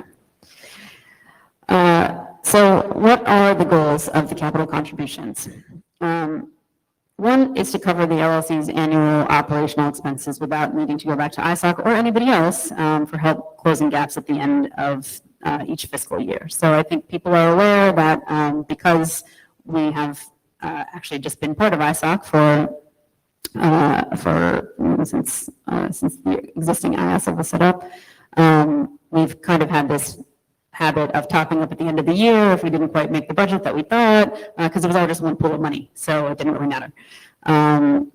The goal here is to have a stated budget and live within the means of that budget. Second goal is to lay the foundation for the LLC to be successful, so to make sure that it has what it needs in order to accommodate the administrative requirements of the IETF. The third one is to accommodate increased expenses associated with running the LLC. So I think everybody is very clear. Running this LLC is going to be more expensive than the current IASA model. We want to make sure that we account for that. And then finally, to have some flexibility to experiment with new initiatives that further the IETF's mission. So we don't want to be constrained only explicitly to do exactly the things that we do now in terms of the administrative support for the IETF. We like to have new remote participation capability and hackathons, and think of your favorite new administrative support feature that we've added in the last few years. We want to make sure that we continue to have that kind of flexibility. So those are the motivating goals behind this proposal. There's two kinds of contributions in the proposal. One is an annual contribution, which is set at $5 million. If you want a comparison point, in the current annual budget, the ISOC contribution to the IETF is $3 million, so this is definitely an increase. And then there's the second category, which is upfront contributions. There's two kinds of these. One is an operating reserve, which to date, ISOC has had a reserve there, and the money could have been used by the IETF if necessary, but the idea is to move this over so that the LLC manages it, and that's based on a calculation that would essentially cover us in extenuating circumstances for 3 years. And then the other upfront contribution would be a transfer of the existing IETF endowment funds, which is about 2.6 million. This requires a bunch of work to do because the donations were made to ISOC under certain circumstances, but that would be the plan to eventually get that in place. And then all of this is kind of predicated on the notion of the 2-year look back that somebody mentioned earlier. So at the 2-year point, we would come back together and say, how's this working? Do we want to do more or less? Do we want to do something different? The point is not that like after 2 years the contributions end, but just that we put it into the agreement so that the parties it's like a forcing function. We have to come back together and reevaluate. Yes, Heather. Heather Flanagan. One of the things that I often rely on Internet Society resources for is when I have questions entirely outside of my or IETF expertise, like marketing questions or web design questions or things like that. And that's handled very collegially at this point. I basically send email to Greg and other folks and say, can you help me out? And then we'll spend sometimes quite a lot of time trying to resolve whatever question it is I have. I'm not, that's not a monetary contribution directly, but I don't know where that lands when this kind of thing happens. So I think in terms of the operational support that the LLC is going to be providing for the IETF, we have specified at a high level what those support services are. I think how that plays out in practice will depend to a great extent on the executive director who gets hired and figures out what does it seem like the needs are. In which case, whether you would go to the LLC staff for those questions or somebody else, could be ISOC or anybody, I think is kind of a TBD. I think we do really want to get away from this, or we will be forced to get away from this kind of ad hoc, we just rely on ISOC for X or Y, and it's not really clear, who's paying for what kind of thing. We have some of that. We've done a lot of work to clean that up already, but there is still some of that. And I think we kind of need to get away from that model if this is going to work. Thank you. My name is Andrew Sullivan, and I will have a hat in September. And I think I can say fairly for ISOC that with the proviso that Alyssa was just saying, that we like to get away from some of that informality, there is no hope of any kind that, ISOC is going to disappear and just kind of decide that this is all not really interesting to us. So don't have the idea that, that's all just going to day 2 and, poof, nope, can't talk to anybody because we've got a services agreement. We're not large international IT support company.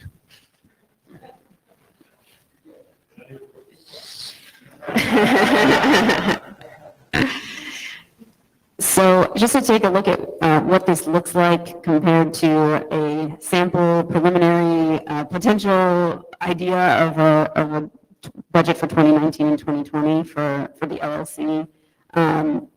As compared to our budget for 2018, the main differences here are the step up in ISOC's contribution and the basically doubling of anticipated operating costs for the LLC. And this was based off of some work that Portia did to come up with these estimates. So as you can see, this kind of achieves the goals that were stated at the outset, provides a nice cushion to have flexibility, to go up and down, to accommodate potential startup costs and all of that, and potentially have a surplus still at the end of the year.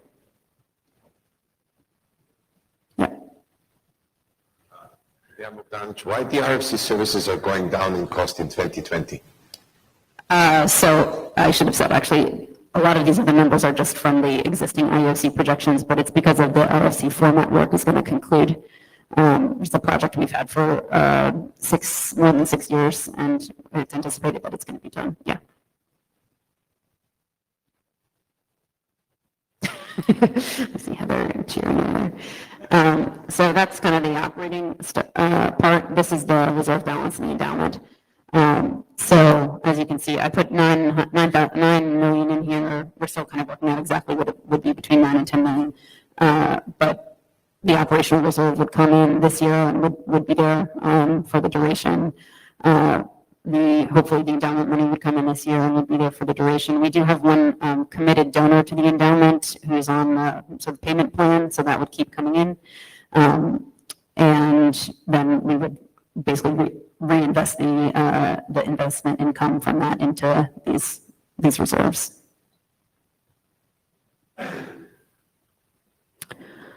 So last bit on the documents is the transition and shared services agreement. So this is the other legal agreement. That's pretty straightforward. As far as transition goes, it essentially says that all the IETF contracts and property will be assigned to the LLC unless we discover that some of them can't be assigned, but I think people are hopeful that we can assign them all.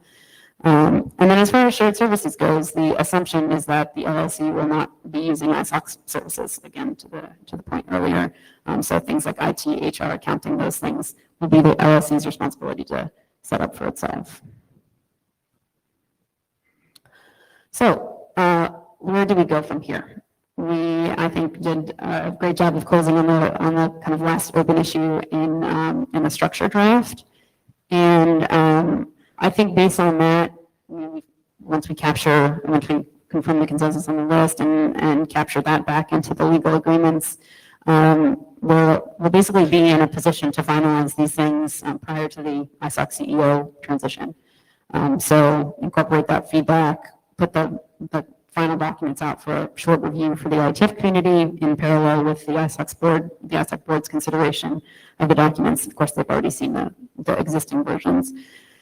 And hopefully execute those agreements in August. So just to be clear for people, that means that the structure document is not going to be like published as an RFC before we execute the agreements. The agreements are going to affect what's in the structure document, but I anticipate that if anything comes up in the IETF last call or whatever, we have that amendment clause in Exhibit A, and we could change things if we needed to. So that's the plan.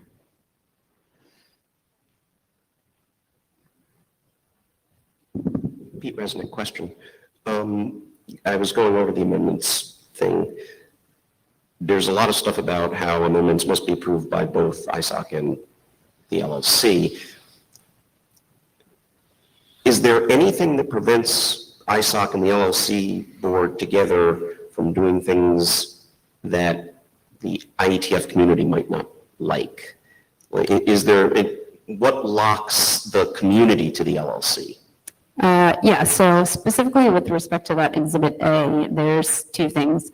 One is there's actually a provision in there where it's a kind of default agreement from ISOC to changes to that exhibit. So unlike the rest of the document where it says, just says mutual agreement, for Exhibit A, it essentially says that the presumption is that ISOC will agree to these changes, and they're given a 30-day period to object.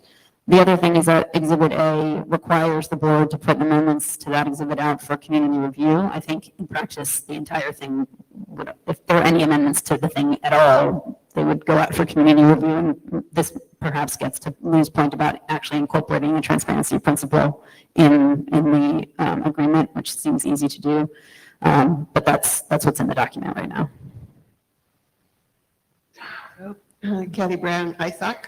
So I wanted to give some comfort to the room that the documents that we've just gone through have been the subject of a collaborative work agreement between us. Our attorneys have been working very closely together, as has our CFO, as have I, and the design team. So at this stage, what you're seeing in front of you has not gone before the board of ISOC, but has been discussed with the board of ISOC. And I'm feeling very comfortable that we're at a place that we have agreement between, at least before a vote, with respect to this current documents. Mike Bishop, my one concern was that with saying that it would go to the community for review, review does not necessarily mean approval. Correct. So they could say, we intend to make this radical change, and the IETF could say, we hate that, please don't do it. And they say, okay, thank you for your comment. Yeah, and I mean, that's why we have the recall and, the processes that apply to the directors, I think. So I have a kind of down in the weeds question on finances and the reserve. and the chart that you showed. The reserve transfers from ISOC, and it looks like that reserve gets increased if we have a savings year over year, and it increases based on cash out of the endowment. But if we had a catastrophic year and had to cancel a meeting or whatever, and the reserve went down, at this point from now on, the LLC and our fundraising efforts are responsible for rebuilding that reserve. Is that correct? Well, so just on the first point, we can't spend the money out of the endowment. No, the interest, the income. The interest we can spend. Okay. So that is part of what goes into the reserve. That's exactly what I'm saying. Yeah, I see what you're saying. Forward moving. Yeah, if we had to rebuild the reserve, it would be what would we our do? responsibility on the LLC side. Yes. To rebuild the reserve if we had to call on it. Yes, yeah. Just I mean, carry. obviously, like, asking ISOC to help us do that is always an option, but yes. So you follow, when we were discussing this, actually, it goes both ways, right? So if you see here, actually, the reserve grows to 12 million. We don't know what the operating cost will be in 2021, but the idea is to cover a rainy day, whatever you call that, of 3 years, right? So in that sense, if we are giving too much money, maybe the idea is to reduce it a bit. If you have problems, the reserve is smaller, we will actually grow it to that. But the idea is to basically keep it at that 3-year level. Yeah. Hi, Alice, John. I attempted to read through the legal documents. I'm afraid that I failed.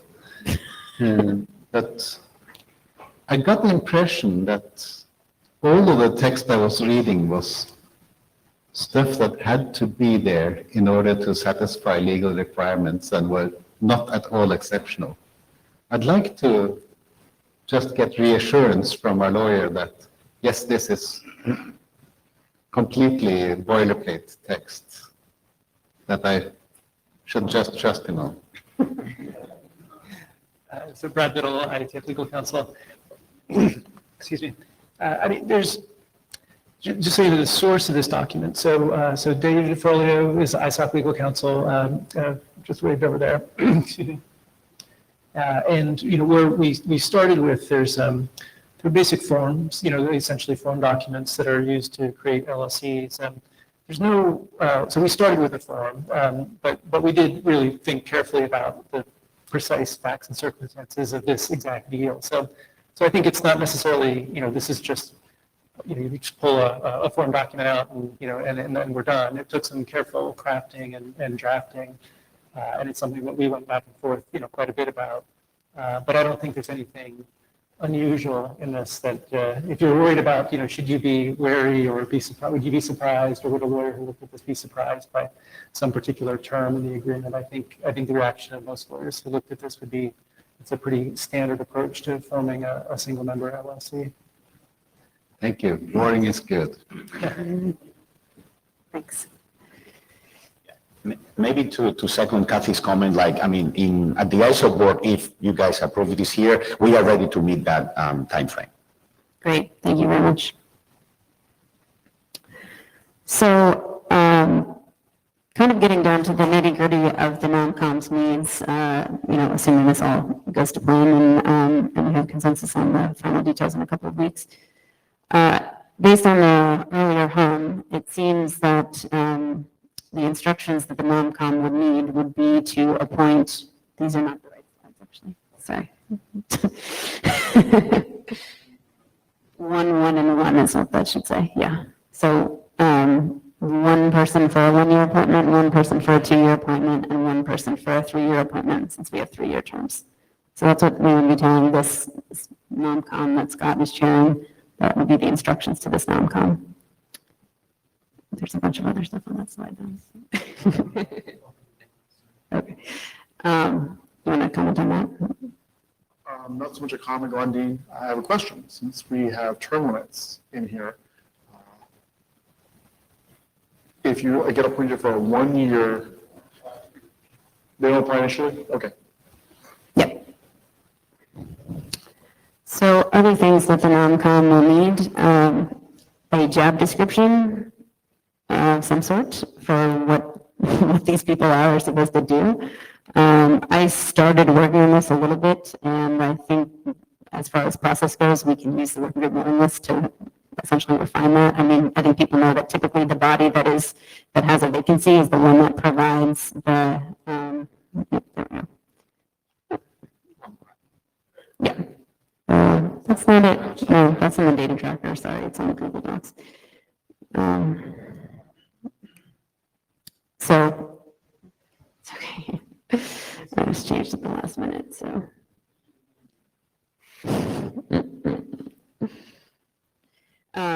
Go ahead, Scott. Hi, yeah, Scott Mansfield. Is this a bad time for NOMCOM to ask for more budget to get some headhunters? To get what? To get some headhunters?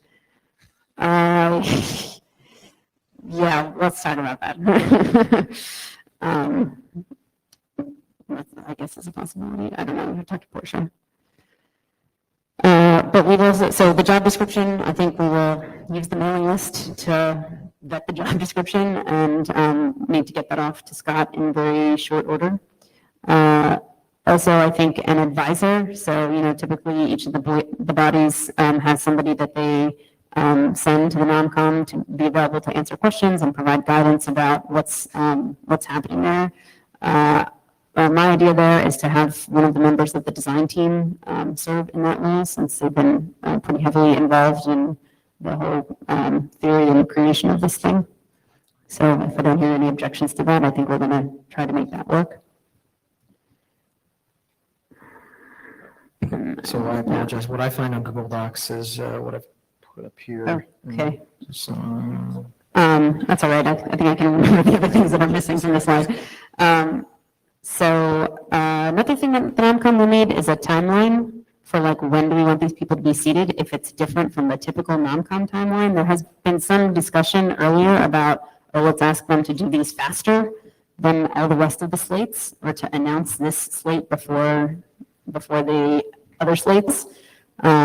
So that's something to discuss. Yes. Lucy Lynch, so this was in response to the adding someone from the design team, which seems fine to me, but one of the hanging chads in the current NOMCOM documents are that when we added an advisor from the IASA2, it wasn't clear how much of the discussion they sat in on as part of the NOMCOM confidentiality process. So clear scope on what this person is going to do would be helpful. Yep, good point. Yes, thank you. Right, and just one last thing from Scott Mansfield on this particular thing, especially from what NOMCOM needs. We also, and maybe it's here somewhere, but because a board member, we're going to be asking different questions and having access to different material about these people. We need to understand a bit about, is there any U.S. law or HR or financial documents or anything like that that we need to be aware of and have our people sign off on? Just that would be a need. So legal advice, I guess, would be something that we would like to have. Thank you. Good, thanks. One more, because somebody referred earlier about hiring a recruiting agent, like an executive recruiter for board members. Many of us know people who are now semi-retired, and they are, high net worth individuals, and are still active, but they want to be full-time active. And we could use, an internal call for nomination to for that work position, even during our plenary, because people might have some ideas, or they spoke with someone who is still doing some work.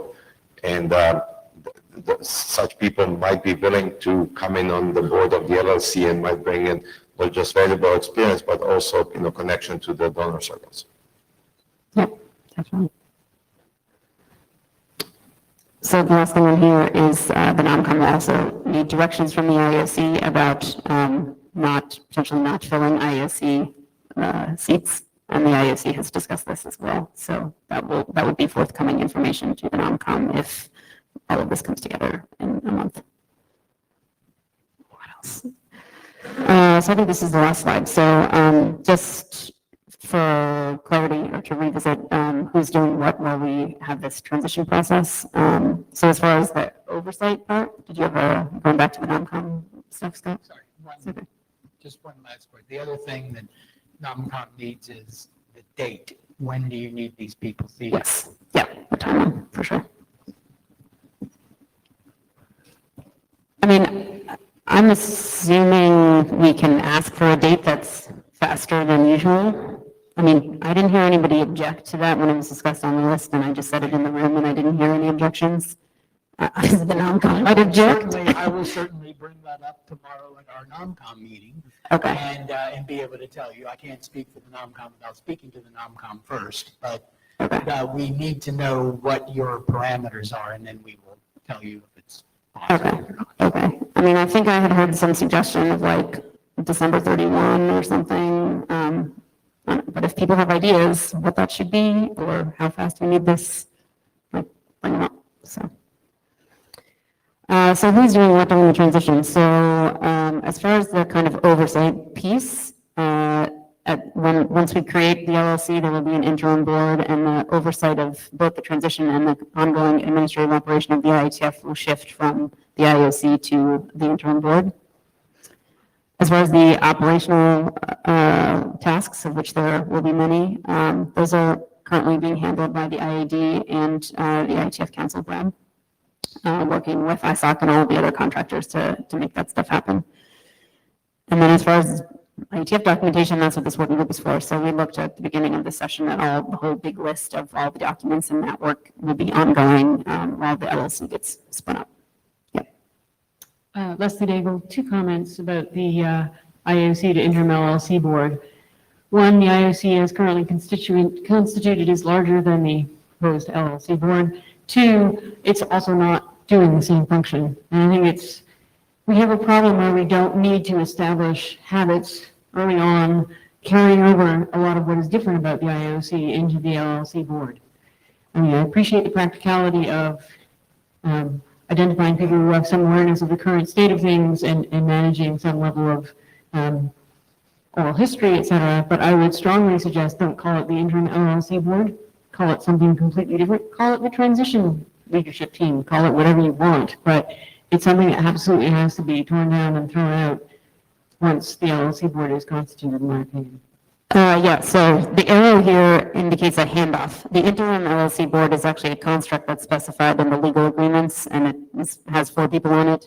So yeah, these are like 2 completely different bodies, for sure. Yeah. That's it. Okay. Great, thank you. I think we're going to have Yari.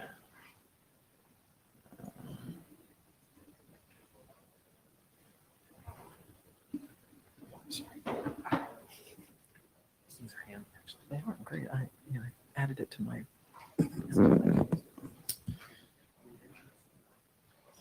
Okay, so I was going to talk about IETF trust and the impacts that it will have based on the IASA 2.0 changes. And there is a small impact.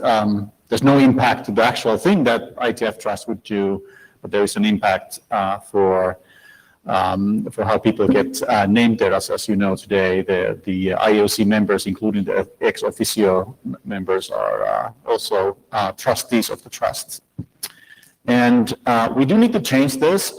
Fortunately, and I'll get to the details in a sec, but fortunately, we don't actually have to do this on a critical path. So we can actually operate for a while, given some of the details of the contract. So there's no major urgency but it is something that we should do. And there's 2 drafts. One that's the actual proposal that we're making, and then there's some rationale or background in other documents. The update is very simple. Updates are RCs 4071 and 4371 with regards to trustee selection. All other aspects of the IETF trust remain as it is today. The proposed trustee selection going forward after the change or after this is adopted would be that there be 3 trustees well from the NOMCOM, confirmed by the ISG. Their terms would be 3 years. 1 trustee appointed by the ISG, and one trustee appointed by the ISOC board.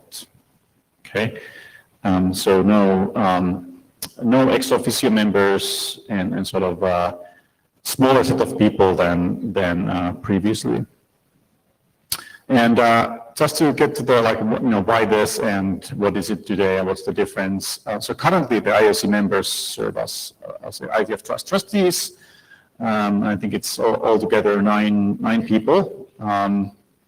And the trust is also formally defined. I mean, we have RFCs about this, but the formal actual definition is in the founding documents of the trust. And the current documents say that eligible trustees have to be current members of the IASC. And it also says, oh, oops, something's happening. It also says that if there's, for any reason, fewer than 3 individuals serving as trustees, then the IST shall appoint 1 or more individuals to serve in a temporary capacity as trustees. So this is the thing in the current contracts that actually saves us from doing this on the critical path. We can have the IST appoint people if we have no updated RFC yet. Of course, maybe we do have. This is a fairly simple thing to do, I think. So we can perhaps get the RFC done in time. Next slide. They're up-leveling a little bit. There are different ways to think about this change. So obviously some change is needed. And what should we do with the IETF trusts? And our goal here was that we actually want to cause minimal change. And we believe that the IETF trust task and characteristics of people that is needed to manage that task is different from the LLC or even the current IOC. And our suggestion is that the IETF trust continues its independent existence, and we just nominate people there in a slightly different way than today. There's a possible other alternative, which would be that put everything in the LLC. I'm not, at least personally, I think that would be not the best approach, given that the tasks are somewhat different, and the IETF trust actually serves a very broad community, and it has a very well-defined task to look after this IPR and make sure that that's in safe hands. And I think we can keep it separate, and keeping things separate when we can is actually a useful thing in organizations, I think. We also think that given the nature of the task, upping the terms or term lengths is reasonable, and reducing the number of people for this is reasonable. The exact details of how many people and so forth, that's a thing that we could discuss. The current draft where we have also suggests that there are no ex officio members.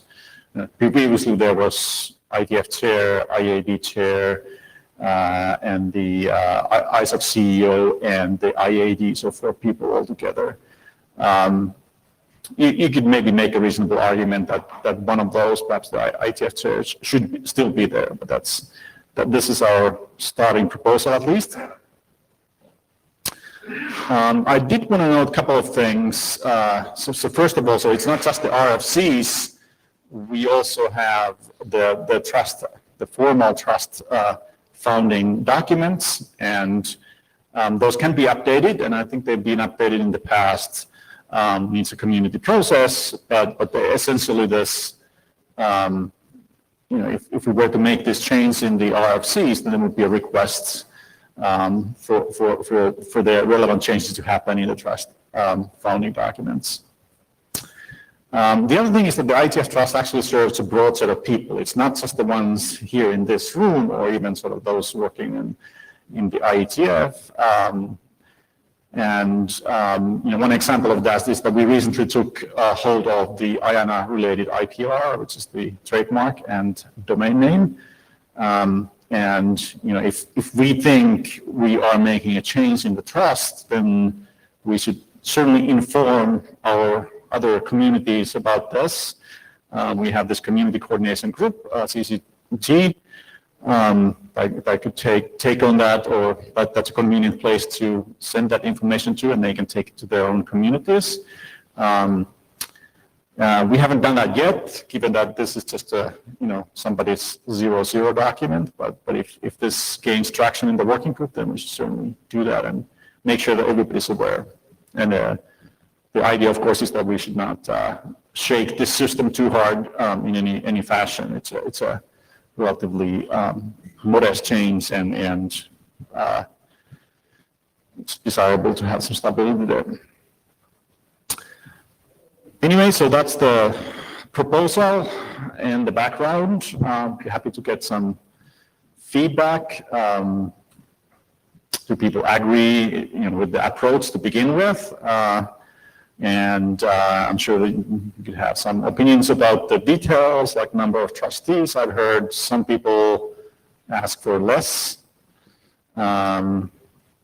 Do we think that the way that the persons get named is reasonable in this proposal? What should we do with the ex officio people, and so on? So with that, I guess we'll open the discussion. I'm John Levine. I happen to be a trustee, although I certainly am not speaking on behalf of the trust. I think this is basically fine. I would suggest making the terms even longer, like 5 years, because the trust, the ongoing work of the trust is pretty simple, and the set of skills is something way, it's different from the mainstream IETF stuff as the LLC is, but in a different direction. So you need to know what the Lanham Act is and what Title 17 says, which is unrelated to anything else in the IETF. So I think, so basically I think keeping it small and stable is a good idea. Yep, I could agree with that, certain person at least. Brian Carpenter, a former trustee. I think this is fine too. I'm not sure about 5-year terms, because that, in terms of people's professional lifetimes, that's actually quite a large chunk. So someone might, you're more likely to hit people changing jobs who therefore have to step down with a 5-year term than with a 3-year term. But yeah, the only thing I suggested to you on the email was that the phrase saying that the trust agreement should be changed at their earliest convenience is a bit too aggressive, because if we're clever, we can synchronize the change and reduce the need for interim trustees. I just sent a suggested alternative wording to you by email, so I won't wordsmith right here, but otherwise I think it's a fine proposal. Yep, thank you. This is Richard Barnes. Yeah, I generally agree with the minimalistic approach here, because this trust does not have that much work to do, so it makes sense to have a small, relatively dedicated board. I think that John's idea to have longer terms is probably a good idea to get people in the grain and who can manage this minimal workload over time. By the same token, I'm not as worried about as Brian is about people being able to do this for 5 years, because it's not that much. Usually, the important thing is that it's done reliably and faithfully. So yeah, I think that the structure proposed here is fine. I think you could probably go down to fewer trustees. If I would be comfortable going to few if other people were inclined in that direction. Thanks. Meerhead. Head, I think. Okay. Yeah, I think I'm generally in favor of minimalistic approach. I'm mindful of Andrew's point that boards with, not much to do for boards, do stuff. I think the fewer the better in this case. Minimal number seems to be 3. Otherwise, you have a dictatorship or a tie. I think we should probably, it seems like a relatively straightforward job that doesn't need a huge amount of huge board size. Thanks. Ted.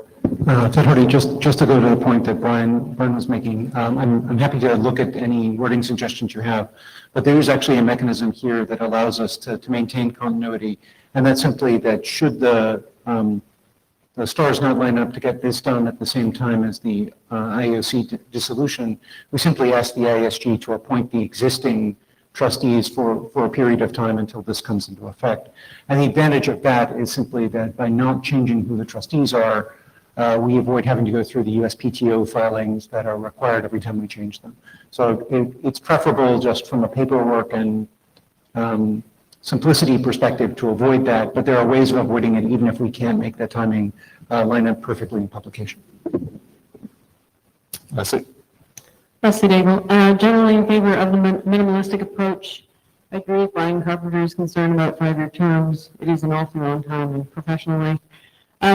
As far as the ex officio is concerned, I think going with none is certainly a viable option. If you do want to consider including, say, one ex officio person from the current slate, I would argue that it's actually, sorry, Ted, the IAB chair that should be ex officio on the trust, because the IAB has more responsibility for sort of the broader, for the RFC series, for the broader perspective of stuff for which the trust is relevant.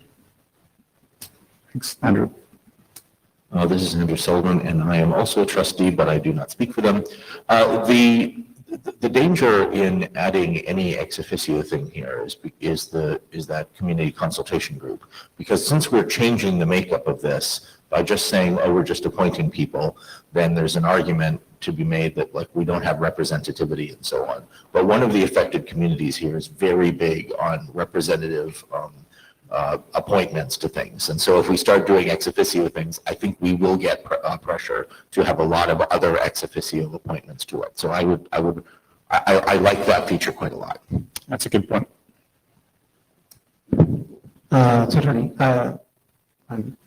I'm a document author and also a trustee, but in speaking primarily just as an individual at the moment, I think one of the things that we have in mind here is that serving as a trustee should not disqualify you from service in other IETF roles. Typically, we say we don't want you to be on the IESG and the IAB at the same time, or the ISAC board and the IAB at the same time, because you're in each other's appeals chain. This is truly a minimal amount of work. And if it happened to be the case that an IAB chair or a former IAB chair, hi Leslie, wanted to serve as a trustee, I don't think it would cause them to be ineligible for any other role. So I think that's another way around making sure we get that perspective without making it ex officio. You could also twist the argument around that, signing up for this gives you an opportunity to claim that I can't do this other thing because.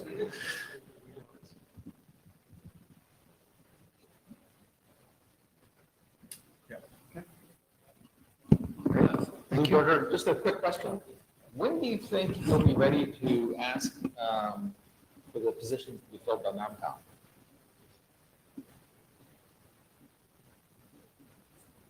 For this document? Yeah, I know, it's early, so my guess is, it doesn't have the same pressure that we're talking about. It doesn't have the same pressure, and which is a good thing, but that doesn't necessarily mean that we should, not take things forward. This is, I think, a relatively simple thing, and we didn't know how people would react before sending the proposal on the list and this discussion here. It seems that people are relatively well aligned. So, this could probably go forward relatively soon. But, obviously taking the RFC through approval will take some time. And I don't think we can ask per this RFC until we actually approved it. Right, and there are, I think the trust document has to be modified to support this also, so. I think we're a while out, right? At least a couple of months.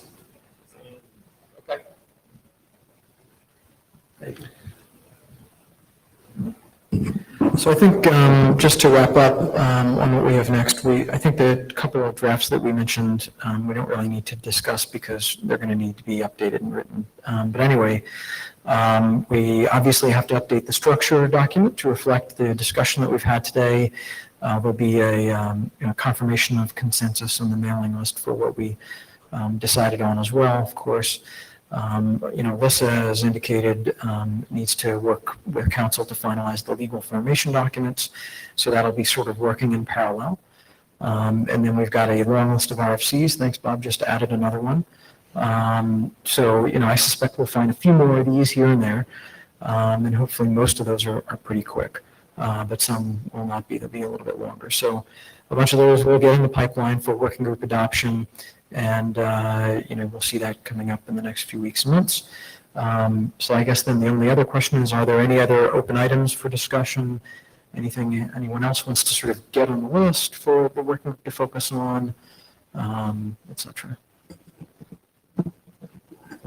perhaps as noted before, getting directions ready and packaged for the NOMCOM is going to be one of our next topics. We're clearly going to have to work through that, and that'll be something we'll hash out on the mailing list. Okay, thank you for that, because that's the one place where I think there's urgency. And if, when we're opening up that document, we think about the trustee appointment at the same time, so that this is a one pass, that would be great.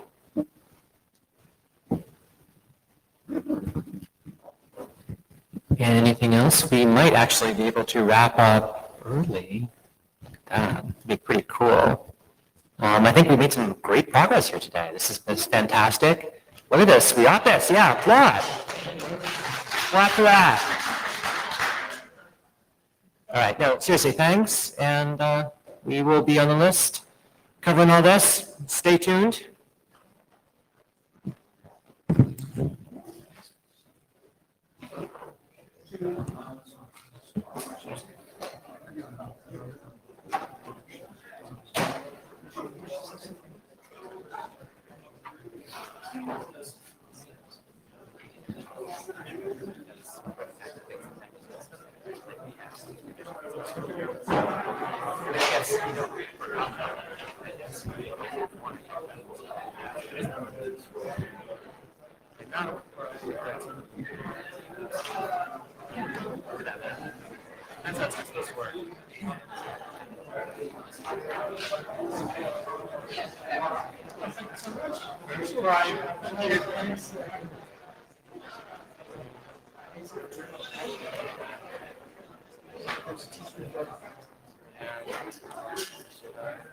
Everybody's bugging me to do things but stare at that. I should be better about it.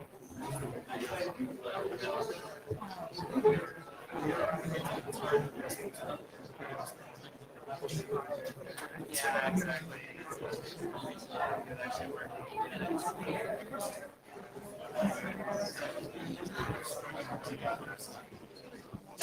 Sent you minutes, if there are any things that I failed to record and you recorded, minutes are taken by officials, the purpose of officials, and they're not the minutes, and they're in the elections officers and who may be. Sure, I see a good feedback, but I don't have it. You know what, that's yes. So you should be very happy by having me. Wow, did that take you? And I said it was.